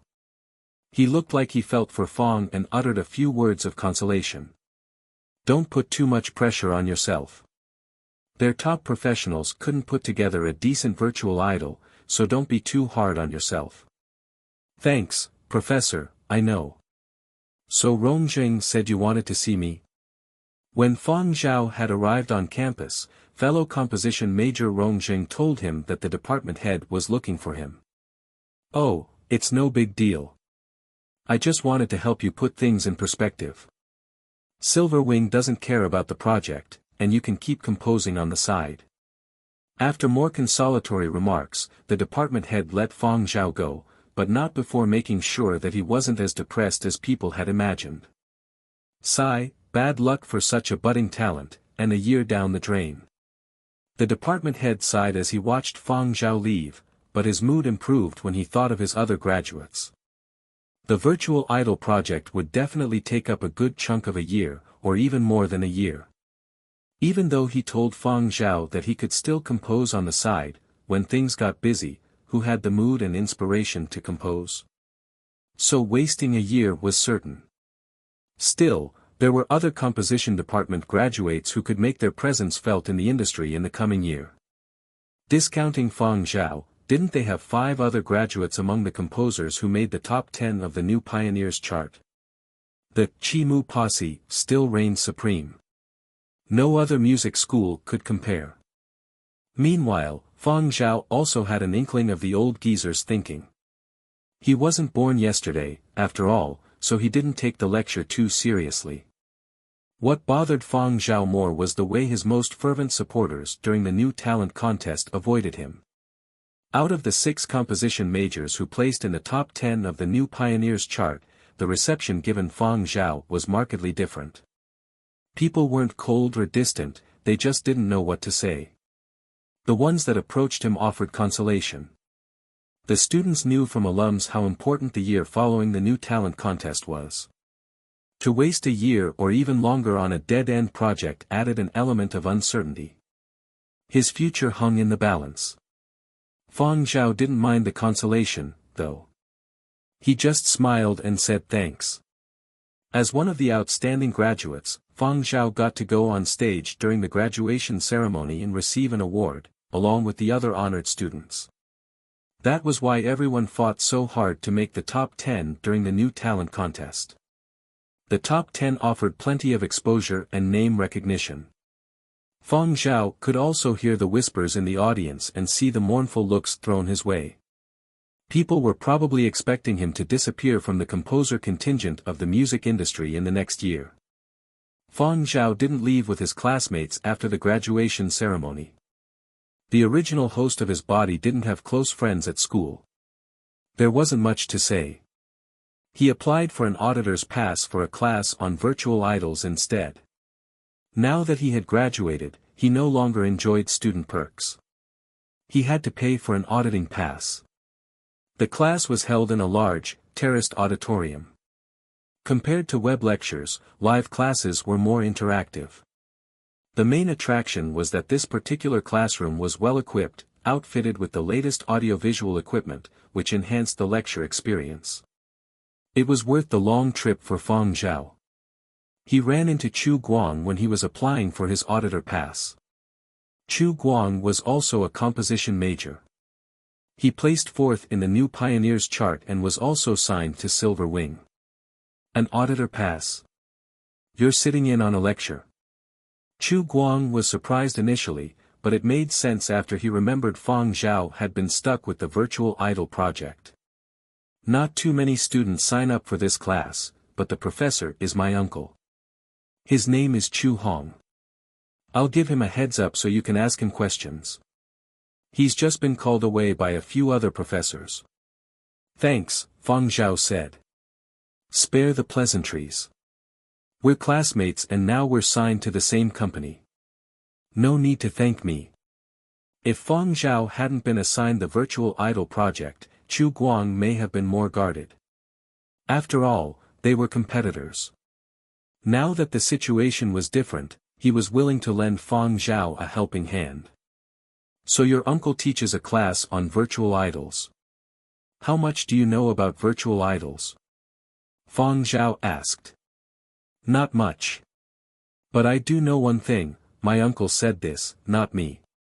Chu Guang was quick to claim anonymity. No worries. I won't tell anyone. Fang Zhao understood Chu Guang's concerns. Chu Guang relaxed after Fang Zhao offered his reassurances. After scanning their surroundings to make sure no one was eavesdropping, he said in a low voice, Once, I heard my uncle be *tch when he got drunk with my dad, war and chaos breed real men, and prosperous times produce sissies. That's the direction virtual idols are headed in. Fang Zhao frowned. Why's that? Because the market no longer needs a warrior to maintain order. Fang Zhao was still frowning, so Chu Guang turned on his bracelet screen and switched to draw mode. To put it in simple terms. Chu Guang drew 2 circles on his screen and connected them with a straight line. He pointed to the circle on the left. Let's say this is the tough guy type. Then he gestured to the circle on the right. This is the pansy type. Fang Zhao nodded. Chu Guang drew a third circle in the middle of the line. This is the hybrid. During the Reg era, most virtual idols were centrists or center-left. Even if right-leaning idols existed, they were a minority. But after the Reg era, virtual idols veered to the right. That's why my uncle made that comment. Even though he was exaggerating and things aren't that bad, the overall data supports this trend. Fang Zhao understood. He had read about the transformation of virtual idols in his research as well. To compete with real idols, virtual idols had to reinvent themselves, and their evolution did indeed lean toward the right of the spectrum as Chu Guang had said. Chu Guang turned off his bracelet screen. This is a visual era. Standards of beauty shift from generation to generation. The top idols during the Reg era may not be successful if they were transplanted to today. You can see traces of the classic idols from the Reg era in today's virtual idols, but they have been tailored to current aesthetic standards so they can better fit prevailing visual preferences. Just like our styles as composers will evolve over our lifetimes. A businessman once said, "The market is always right. If you can't fit in, then the problem lies with you. You must change with the times and not fight the market." Fang Zhao still looked puzzled, so Chu Guang offered up more consolation. But you don't have to take these things too seriously. You're a composer, not a professional virtual idol producer. Plus, Silver Wing doesn't really care about the virtual idol project. Just base your design on the company's previous virtual idols and wrap up the project soon. Composing is your priority. We'll be waiting for you on the charts. There were many more charts beyond the New Pioneers chart. The New Pioneers chart was only a starter chart. They had many other charts to climb. After leaving campus, Chu Guang drove away in his flying car. Fang Zhao boarded his train too. He had to switch trains once to get to his Black Street. When Fang Zhao got home, it was already 4 p.m. The Black Street was still dark. Curly Hair sensed Fang Zhao's arrival and was waiting by the door. When Fang Zhao entered, it whimpered and wagged its tail vigorously. Fang Zhao scanned his apartment. Nothing was broken. He fondled the dog on the head and poured food onto its plate. He had just set down his briefcase and barely finished a glass of water when his bracelet indicated a call. Fang Zhao raised his eyebrows when he saw the caller ID. When he answered, Fang Sheng's face appeared. After being crowded out by Fang Zhao on the New Pioneers chart, Fang Sheng's stock at Neon Culture had no doubt suffered, even though it hadn't completely tanked. It was their first contact in some time. Fang Sheng looked less obnoxious. His horrible pallor, puffy eyes, and the dark green circles surrounding them suggested he was in bad shape. It had been a while since he'd last slept well. "You cunning bastard." Fang Sheng gritted his teeth. "Why, thank you." Fang Zhao was oblivious to the anger in his tone. Did thieves have the right to be angry? You must be delighted to have pulled a fast one on me, eh? Fang Sheng was convinced that Fang Zhao had held back a song from him as a precaution. Otherwise, where did the hee-hee song come from? He never knew about it when they were close. You couldn't blame Fang Sheng for his suspicions. Yet a diary entry written during heartbreak was very private. Unless Fang Zhao completed the piece, he would have never shown it to anyone, even Fang Sheng, whom he considered a close friend back then. Fang Zhao ignored the question. He put down his glass and stared at Fang Sheng. You think this is over? Fang Sheng was going to make fun of Fang Zhao for being stuck with the virtual idol project at Silver Wing. Instead, he was caught off guard by Fang Zhao's response. What do you mean? Just wait and see. Wait for what? What did Fang Zhao have up his sleeve? Could Fang Zhao have held back other songs? What do you mean, Fang Zhao? Be straight with me. Fang Zhao hung up, shunning the panicked Fang Sheng. He walked to the corner where he composed and pulled open the drawer where the original owner of his body kept his diary. He added the medal he'd received today at graduation from Yenzhou Music Association for his 5th place finish in the new talent contest. Even though Fang Zhao arranged the song, his body's original owner was the composer. He deserved the credit. I'll take care of the rest. Now that he had graduated, Fang Zhao didn't need to go to campus anymore. It was also summer break, and the next virtual idol course didn't start until September. It was only early July. That was more than a month away. Fang Zhao had to draft a project proposal in the next month, otherwise, he would be too busy to sit in on the virtual idol class come the new semester. Recruiting a team could wait. First, Fang Zhao had to decide on the look of his virtual idol. Fang Zhao understood everything Chu Guang had said, but he was an old relic parachuted into the present time, after all. He was still absorbing. Why not retain the core of past virtual idols and repackage it? Virtual idols had an edge in that they didn't have to be human.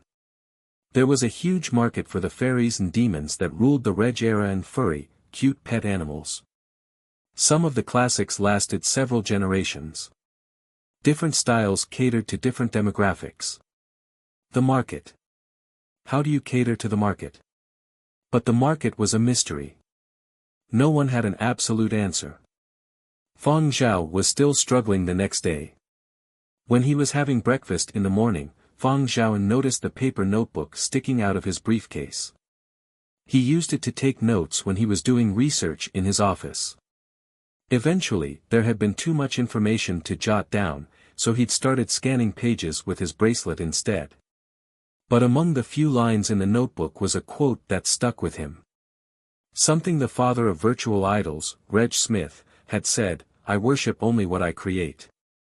Composing was a form of creativity. Even an artist trapped in a cage was free at heart. I worship only what I create. Fang Zhao repeated the quote again in a low voice and laughed. He opened the notebook and started drawing with a pen. No one knew that the core of this body had endured the end of days. Fang Zhao couldn't shed his experiences from his soul. Instead of second-guessing all the time, why not give yourself free rein? Time passed and light started seeping through the windows. The noon sun was about to arrive. Dressed in a wife-beater and baggy boxers, Yuqing dragged a chair to his storefront for his daily tan. He was surprised that Fang Zhao hadn't showed up yet. Did the kid head out? AI1 stopped by to ask. I dunno. Didn't see him this morning. Yuqing scanned Fang Zhao's window, which was open. He hasn't left. The kid's still in, Yuqing confirmed. That's odd. Very unusual. AI1 shook his head. Out of occupational habit, he had studied Fang Zhao for days. There was something off about him. He was a bit guarded. Maybe all artists were like that. Inside the apartment, Curly Hair had just finished his breakfast and was resting quietly. Its droopy ears occasionally shifted in sync with the hustle and bustle outside. The noon sunlight and the noise didn't affect Fang Zhao's concentration at all. War heroes from the period of destruction couldn't be casually appropriated as virtual idols. When virtual idols were first introduced, a few companies modeled their idols after war heroes, but they often distorted the real person, which infuriated the descendants of the heroes. They banded together to clamp down on the trend. Virtual idol companies were banned from basing their designs on real-life war heroes from the period of destruction or even using their names. When exceptions were made, they required extensive vetting. Violators faced legal action. There was no way he would use a fellow veteran's likeness, and Fang Zhao never considered drawing himself. He was right there in the flesh. If he wanted to do anything, he could do it himself. There was no need for a virtual version of himself. But Fang Zhao still preferred to draw from people and events that had left a deep impression on him. If real people from the end of days were off-limits, then he would find inspiration elsewhere. Fang Zhao worked for 2 days straight, taking breaks only to eat and sleep. He labored in his corner, drafting and redrafting before completing a prototype. He wasn't a visual artist, his sketching skills were limited. He would leave it to the professionals to polish his design. He just needed to come up with a rough draft. Another noon arrived. It grew brighter and brighter outside. A draft sketch appeared on the piece of paper sprawled on the desk in front of Fang Zhao. Even though it wasn't very detailed and refined, no more than a rough outline, anyone could tell it was the image of a tree. Fang Zhao took a deep breath. He didn't know if it was the right decision, but this was what came to mind. Longxiang Tianluo. The Longxiang Tianluo was a common plant during the apocalypse. No one knew what it looked like before the end of days, but judging from its size, it was probably descended from a regular, widespread species found across the world. Many species died during the end of days, which saw a massive round of extinctions, but some plants survived after undergoing mutations. The Longxiang Tianluo, for example. The name Longxiang Tianluo, which roughly meant powerful and sprawling, was coined by a botanist. Unfortunately, the botanist died in the early days of the apocalypse. No one remembered his name, but the name Longxiang Tianluo survived. At a time when most plants withered, this species of tree survived the end of days. It was one of the rare plants during the apocalypse that wasn't poisonous and actually had medicinal value. During the apocalypse, many types of medication were derived from the Longxiang Tianluo. When designing his prototype, Fang Zhao recalled a conversation he'd had with a few old friends.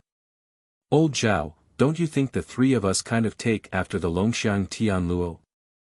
We were just ordinary folks before the end of days. I was a prison guard and Su Mu tended to his cattle." "Old Shi, you got it wrong. I was a shepherd," Su Mu corrected. "Same thing. See, Old Zhao, a shepherd, a teacher, a prison guard, and a composer. All regular people. The apocalypse changed everything. It's not just us. No one who has survived looks like they used to. It wasn't for the fame, it was all in the name of survival, no matter what we became." During the end of days, he used quite a few wooden tools made from Longxiang Tianluo. Vaccines were also extracted from the tree. You could say that the Longxiang Tianluo and mankind had survived the apocalypse hand in hand. Someone once joked that the Longxiang Tianluo was another comrade. Fang Zhao tucked away his drawing, washed his face, and headed downstairs. After seeing Fang Zhao for the first time in 3 days, Yuqing and AI1 both approached to chit-chat. "You've been holed up working the past few days?" "Yeah." Fang Zhao bought some more food from Yuqing's shop. He ate while getting a tan. "It's not easy being a creative type. Takes up a lot of brain power," AI1 said. Fang Zhao chatted briefly with Yuqing and AI1. When the sun faded, he returned to his apartment to tidy up, then picked up his briefcase and headed to Silver Wing headquarters. He went straight to the 50th floor. He wondered if Zhu Wen had pulled another all-nighter gaming in his office. His sole staffer only responded after several shouts. "Who are you?" "Oh, right, the new producer." Zhu Wen was still in a daze. He'd almost forgotten that Fang Zhao had been assigned to the virtual idol department. Thankfully, he caught himself in time. "You've decided on a prototype?" Zhu Wen asked with a yawn. "I've finished a draft." Fang Zhao opened the notebook and laid it before Zhu Wen. Zhu Wen stared at the page and went blank for 2 seconds. He rubbed his eyes and took another careful look. After a long silence, he blurted out, "Either I'm not entirely awake or you've gone nuts." Zhu Wen's first reaction was disbelief. "Are you F***king kidding me? If I'm not mistaken, you drew a tree."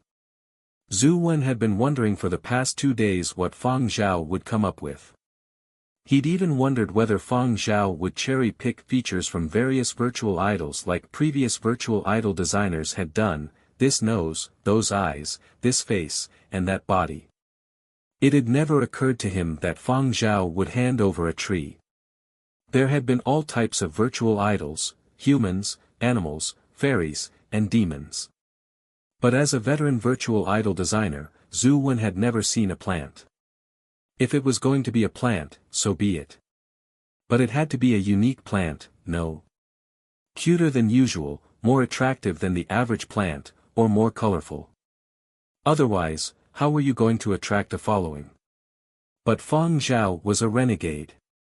Brother, are you shooting to become the basket case of the modern virtual idol industry? Zhu Wen stared at Fang Zhao, who nodded firmly. His world collapsed.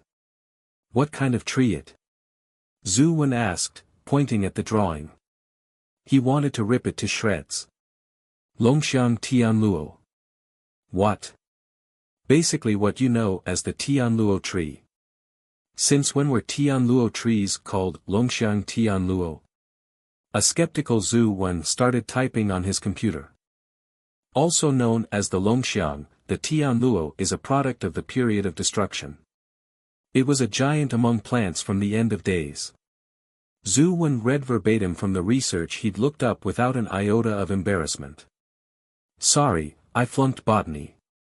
It's the first time I've heard the name. You really want to do this?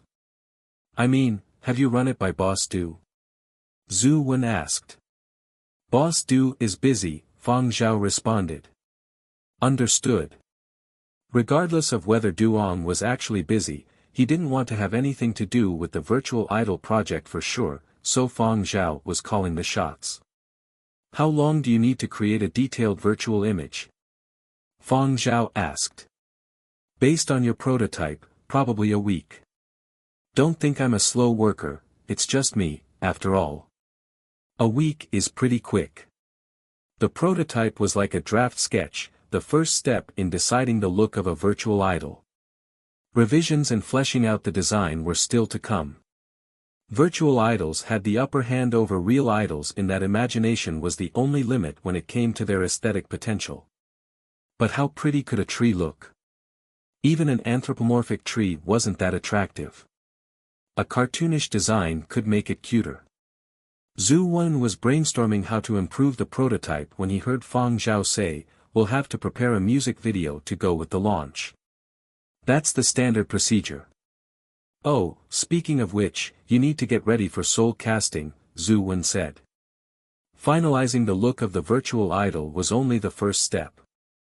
Next came the more important process of soul casting. Soul casting referred to the process of injecting life into the virtual idol, coming up with a backstory, adding a voice and personality and so on. Deciding the virtual idol's personal history, where it came from, and how it behaved. The point was to allow fans to better understand it. That's what soul casting was all about. The launch of a virtual idol was usually associated with a music video. For example, Neon Culture and Tongshan True Entertainment released music videos when they entered Sun Hui and Fei Lizhi in the new talent contest. Typically speaking, the first music video of a virtual idol in the new era gave a personal history and introduced its personality. Launching a virtual idol also involved storytelling. Maybe nobody paid attention at the beginning, but if the idol became a star, you'd have to extend the storyline. Virtual idol teams planned well in advance before taking their first step. If you only wanted to pass muster, you could fool around and keep things simple, but if you wanted to do a good job, that involved a lot of preparation. That's why virtual idol projects were so costly. There were too many details to consider. I can take care of the look of the virtual idol. You need to start looking for a voice and start recruiting other technicians. It will take an expert to engineer a professional voice. That's not my expertise. Hiring more technicians is a must. I'm not going to be able to manage on my own much longer. Whether you make new hires or loan staffers from other departments, the sooner you decide the better. As for a starter voice, we have so many singers signed to our label. Just pick one, Zhu Wen added. Fang Zhao was beginning to understand why an entire team made a virtual idol. He and Zhu Wen were working themselves to death but were still making little progress. Recruitment. Everyone avoided the 50th floor like the plague. No one wanted to get sucked in. Their budget was limited, so new hires were unrealistic. Fang Zhao could only loan staffers from other departments. After deciding on the initial look of the virtual idol, Fang Zhao had to source a starter voice and land a technician who could engineer the voice. Technicians on loan would simply charge by the hour. They were not hard to find. It could wait until after he decided on a starter voice. Zhu Wen had suggested Fang Zhao land one of the singers signed to the label. The company also had dubbing talent, but it wasn't a large pool and they were already busy with existing assignments. Even if they could be transferred, they wouldn't be cheap. Many of the staffers had dubbed for big stars and might not bother with a virtual idol project. It might be easier to hire an unassigned singer. A second-tier singer would be cheaper. Even though they all worked for the same company, the pricing was fixed. Fang Zhao first tried the newcomers. Duong was his boss, so he was Fang Zhao's first stop. Duang's eyelids had been twitching non-stop since he got up. Somehow, he had a hunch that something bad was going to happen, so he reviewed his pending and completed workload to make sure he didn't miss anything, items he had taken care of, projects that were ongoing, and upcoming tasks. Fresh assignments for his newcomer singers had been issued. The project proposals submitted by agents he had just been put in charge of looked okay. The new composers were doing okay. No problem there. Arrangements for his newcomers' upcoming releases, he had delegated to that demon Erlin. That wasn't part of his portfolio. He had completed the minutes for yesterday's meeting. What else? There seemed to be one department that he had skipped. Ding! A reminder for an internal message. It was his assistant. Boss Du, Fang Zhao is here to see you. F***CK. Duong felt his eyelids twitching even more violently. It was the first time Duong felt more nervous meeting an underling than a superior. He drank a glass of water to calm himself down. After taking a deep breath and soothing himself, Duong cleared his voice and said with the authoritative tone of a boss, "Send him in." As soon as Fang Zhao entered Duang's office, he could sense that something was wrong. Even though he looked serious and calm, Fang Zhao's well-honed instincts told him that Duong was tightly wound, as if Fang Zhao were a time bomb. Fang Zhao pretended he hadn't noticed and cut to the chase. Boss Du, do you want an update on the virtual idol project? I've been busy. Didn't I tell you to use your own discretion on the virtual idol project? Duong made the point of gesturing at his full screen. Fang Zhao nodded, pretending that he hadn't seen the completed label at the bottom of the screen. I've decided on the look of the virtual idol. Zhu Wen is refining the prototype. We're quite short-staffed. I need to pick a starter voice. I also need actors, judging from the project proposals from previous years. I can poach a few technicians after other key personnel are in place, but the starter voice can't wait. Can you check if any of the newcomer singers are available? When he heard Fang Zhao say he had decided on the look of the virtual idol, Duong was about to say, "Let me see." But when he heard Fang Zhao's request, he swallowed the comment. He cared more about his newcomers than the look of a virtual idol that was going nowhere. He had already lost Fang Zhao. He couldn't afford to lose more people to the death pit. They're all busy. I'm not *ting you. Beiji and company were sent to training camp the day before yesterday. I can't say for sure when they'll be back. There was some truth to Duang's response. It was true that the newcomer singers were dispatched for specialized training. Even though they performed okay in the new talent contest, their vocal skills could use improvement. To better prepare them for their careers, Du's agents had tailored training sessions to their weaknesses. Duong had signed off and the singers were off-site. They couldn't be tracked down. But Duong had lied about the timing of their return. How could he not know, considering he had signed off on the training sessions? Fang Zhao stared at Duong when he responded. He noticed the twitching in his eyelids pick up a notch. Duong scrambled to switch topics. None of the newcomers are available. You can try the rehearsal studios on the 51st floor. Our singers like to train there when they're free. It's only one floor above your office, a stone's throw away. The virtual idol department used to also take up the few floors above and beneath the 50th, but as the department's fortunes declined, every floor except the 50th was reallocated. For example, the 51st floor was turned into a public rehearsal area. After leaving Du Ang's office, Fang Zhao headed straight to the 51st floor. All full-time employees were allowed without exception, but not interns or contractors. They had to get special approval. Fang Zhao was now a permanent employee and the producer for the virtual idol project, so naturally, he had clearance. After scanning his ID, Fang Zhao crossed the threshold. A buffer zone was located just inside the entrance, where employees could relax and store their personal items. When Fang Zhao showed up, there were 7 or 8 people engaged in conversation. When they saw Fang Zhao, they eyed him curiously.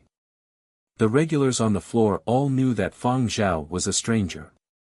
Looks-wise, Fang Zhao was okay, but pretty and handsome faces were the norm in a company stacked with idols, so even his above-average face didn't stand out. But the virtual idol project was a hot topic on internal message boards as of late, so people remembered what Fang Zhao looked like. Someone who hadn't recognized Fang Zhao was getting ready to say hello before a neighboring friend whispered in his ear and shut him up. Some of the folks pretended they hadn't seen Fang Zhao, others nodded and smiled, their smiles apologetic and awkward. Fang Zhao didn't mind and smiled politely in return before stepping into the official rehearsal zone. He walked through a door. When he opened the second, a cacophony of sounds gushed toward him, which sent him briefly into a dizzy spell. But Fang Zhao had endured worse noises during the apocalypse, so all he did was frown slightly before finding a seat on the side of the rehearsal zone. The singers who rehearsed here weren't big shots. Singers who were either talented or connected would train on other floors that had individual booths. This was a public area. Everyone wore headsets and minded their own business. Fang Zhao scanned the crowd. There were about 80 people or so. Not all of them were singers. Some were regular employees who wanted to vent. The building was equipped with karaoke rooms, but they were off-limits to the rank and file, so singing in the pubic rehearsal studio was a good alternative. And it was free. Some of the singers recognized Fang Zhao. They pointed him out to friends in their vicinity and started gossiping, giving Fang Zhao the occasional glance. They probably figured out why Fang Zhao was there. For many, serving as producer of the virtual idol department was a toothless position that promised neither riches or power, so even if they recognized Fang Zhao, they didn't bother to approach him. Fang Zhao paid no heed to what people were saying or the way they looked at him. He had been focusing on the voices since he entered the room. In scouting a starter voice, all that mattered was the voice, looks, age and experience were irrelevant. Even though he could tinker with the starter voice, Fang Zhao was hoping to find one that met his requirements right off the bat. His eyes wandered and his ears started filtering the different voices in the room. Suddenly, he focused his gaze on a spot in the room. The room was too crowded and cluttered furnishings blocked his line of sight, so Fang Zhao couldn't immediately identify the source of the voice. He got up and headed toward the voice. The people who were gossiping about Fang Zhao were intrigued and moved toward him. Fang Zhao followed the voice to a corner where he found a young man who looked like a fresh graduate. He was shorter than the people around him. That's why Fang Zhao couldn't see him. His looks were so-so, the type that wouldn't stand out in a crowd. If you had to choose an identifying feature, his neck was a bit short. Good thing he wasn't fat. If he were fat, you wouldn't have been able to see his neck. The other singers stayed away from the young man. The singer closest to him was at least 10 meters away, headsets on and ears covered. Fang Zhao noticed the young man was wearing a contractor tag on his chest. People like him usually served as background vocalists or sang in choruses in a pinch. They weren't official Silver Wing employees. They enjoyed no benefits and were considered even lowlier than interns. Folks like him were also known as professional extras. They were marginalized and lacked job security, not knowing what two-bit gig lay ahead. Judging from the warm-up exercises he was performing, the young man was preparing for a chorus. When he noticed Fang Zhao approaching, the young man began to interrupt his practice.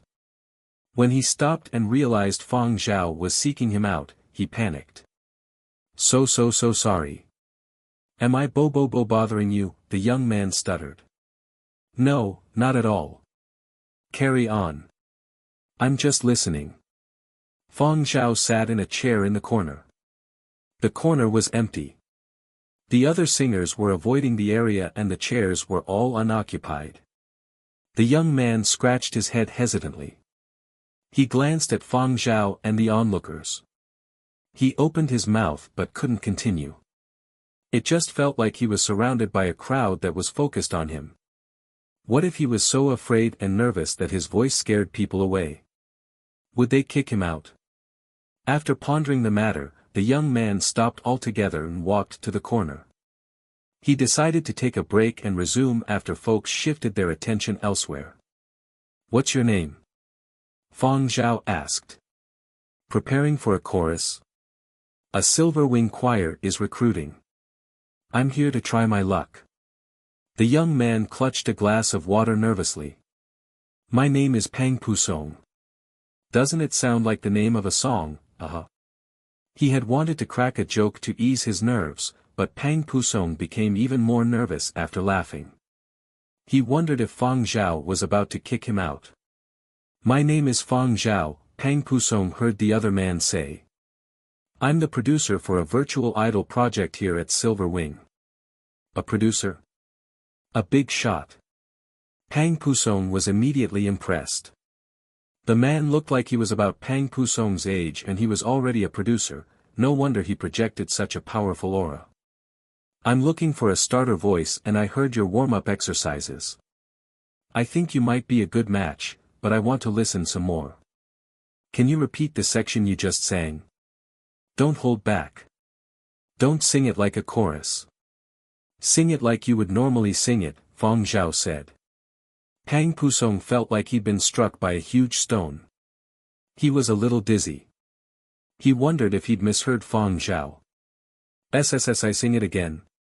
Yes. The section you were practicing. Don't hold back. Don't worry about anything else, Fang Zhao explained patiently. Oh okay. Pang Pusong put down his glass and got up. He didn't set the glass down properly and it nearly toppled and rolled over, but he didn't look back. He was as serious as a soldier preparing for battle. The surrounding gazes still gave Pooh pause. He cleared his throat but didn't start singing. Go ahead.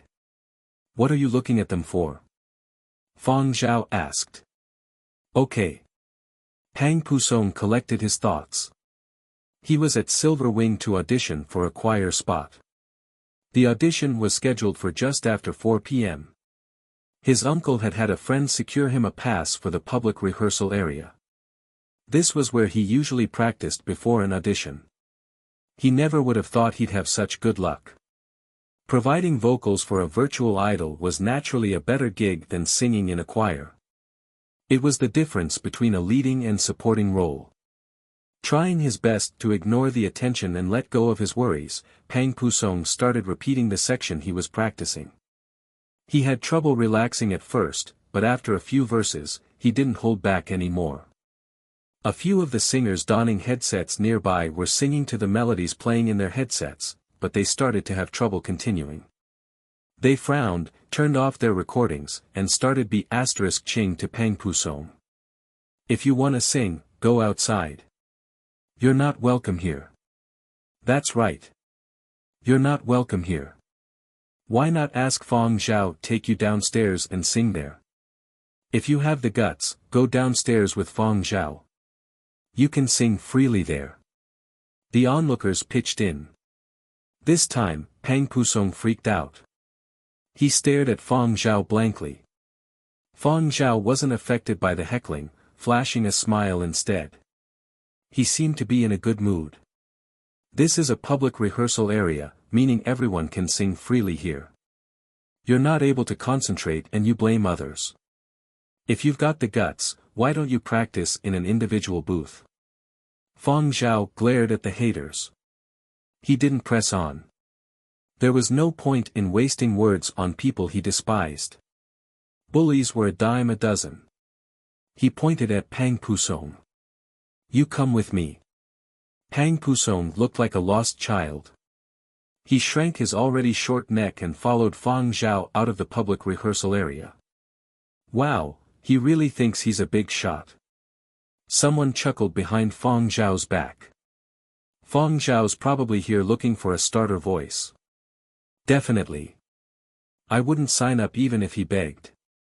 All he can do is impress clueless outsiders. Look at how happy that fool was when he was leaving. After leaving the public rehearsal area, Fang Zhao led Pang Pusong to his office on the 50th floor. He asked him if he was otherwise engaged. If not, he wanted Pang Pusong to start recording as soon as possible. No, I don't have anything else going on. Pang Pusong couldn't help but shift to the edge of his chair. He waited anxiously for what followed. This is your contract. Please take a look. Fang Zhao opened a file on the microcomputer on his desk. It was a template. He could use it for Pang Pusong, with a few modifications. Pang Pusong studied the contract carefully and found everything in order. He nodded. Even though it was still contract work and he wasn't about to become a full-time employee at Silver Wing, Pang Pusong was so excited he wanted to dance. After he signed the contract, he felt like he was on cloud 9. He wasn't good looking enough to be on stage, he could only work behind the scenes. But there were different kinds of backstage work. On previous gigs, he had always shared the workload with others. This was the first time he landed a solo contract, meaning he was the leading man. I'll submit your personal information. I'll let you know when your pass is ready. Fang Zhao said. GR great. Thank you. Thank you. Pang Pusong wanted to bow. He was so excited when he left that he ran into the door. Fang Zhao shook his head. Actually, never mind. I'll head out with you. I need to see someone downstairs. Fang Zhao wanted to see Duong, but first, he escorted Pang Pusong to the lobby. Pang Pusong was still in a daze. Fang Zhao was worried about his state of mind. What if something went wrong? Where was he going to find another singer on such short notice? As they stepped out of Silver Wing Tower, a fleet of flying cars hovered above. Unlike rank-and-file employees like Fang Zhao, the big stars at the label were typically allocated higher floors, which had separate parking spots, so it was rare for Fang Zhao to see them in person, because they headed straight to their respective floors in their flying cars. The flying cars were headed for floors beyond the 100th. It was probably a few big shots. If I could reach their heights, I would die with no regrets. Pang Pusong looked up with admiration, extending his short neck. Fang Zhao chuckled. Who knows what the future will bring? Fang Zhao headed back inside as Pang Pusong queued for the train. He could hear his new recruit calling his mother with the good news. Hello. Mom. Yes, I went to practice at Silver Wing. Yes, I used the pass uncle got me. No, I didn't cause any trouble. Really? I lowered my voice. I didn't bother anyone. But. Wait, calm down, let me finish. Don't think it's bad news just because I shifted gears. I landed a project today. Yes, I signed a contract. It's an internal project, not a chorus part, but a solo gig. One of Silver Wing's virtual idol producers wants to use my voice. An extra had become the leading man. Even though it was a small production, it was still a leading role. For a veteran extra, it was a milestone. After heading inside, Fang Zhao asked Duong to issue Pang Pusong a pass, then returned to the 50th floor to get an update from Zhu Wen. When Pang Pusong visited, Zhu Wen was holed up in his office. When Fang Zhao told him he had signed a singer, he reflexively responded, "What an idiot." When Fang Zhao glared back, Zhu Wen rephrased. "No, I mean, what a good man." The contract didn't state the length of the project. If it ended up taking an extended period, weren't they holding the singer hostage? Zhu Wen thought Pang Pusong was too naive, too easily swayed. But Zhu Wen was also curious. "How come you picked him out of all the people in the public rehearsal area?" Fang Zhao pondered the question. He didn't respond with a direct answer, asking instead, "Do you know what radiance is?" Zhu Wen shook his head. He had never heard the term despite working on previous virtual idol projects. Radiance is invisible. It can exist in silence and create tension, but it can also exist in a voice, teasing out emotions like fear, sadness, happiness, or excitement. For a singer, it's not just a matter of delivering the melody. You also have to adjust various aspects of your voice to enhance the listening experience and move hearts. That's the power of radiance, Fang Zhao explained. Just like the same song can be handled differently by two singers. One could sing with feeling and the other version could be instantly forgettable, Zhu Wen said. That's right. It's a specialized skill.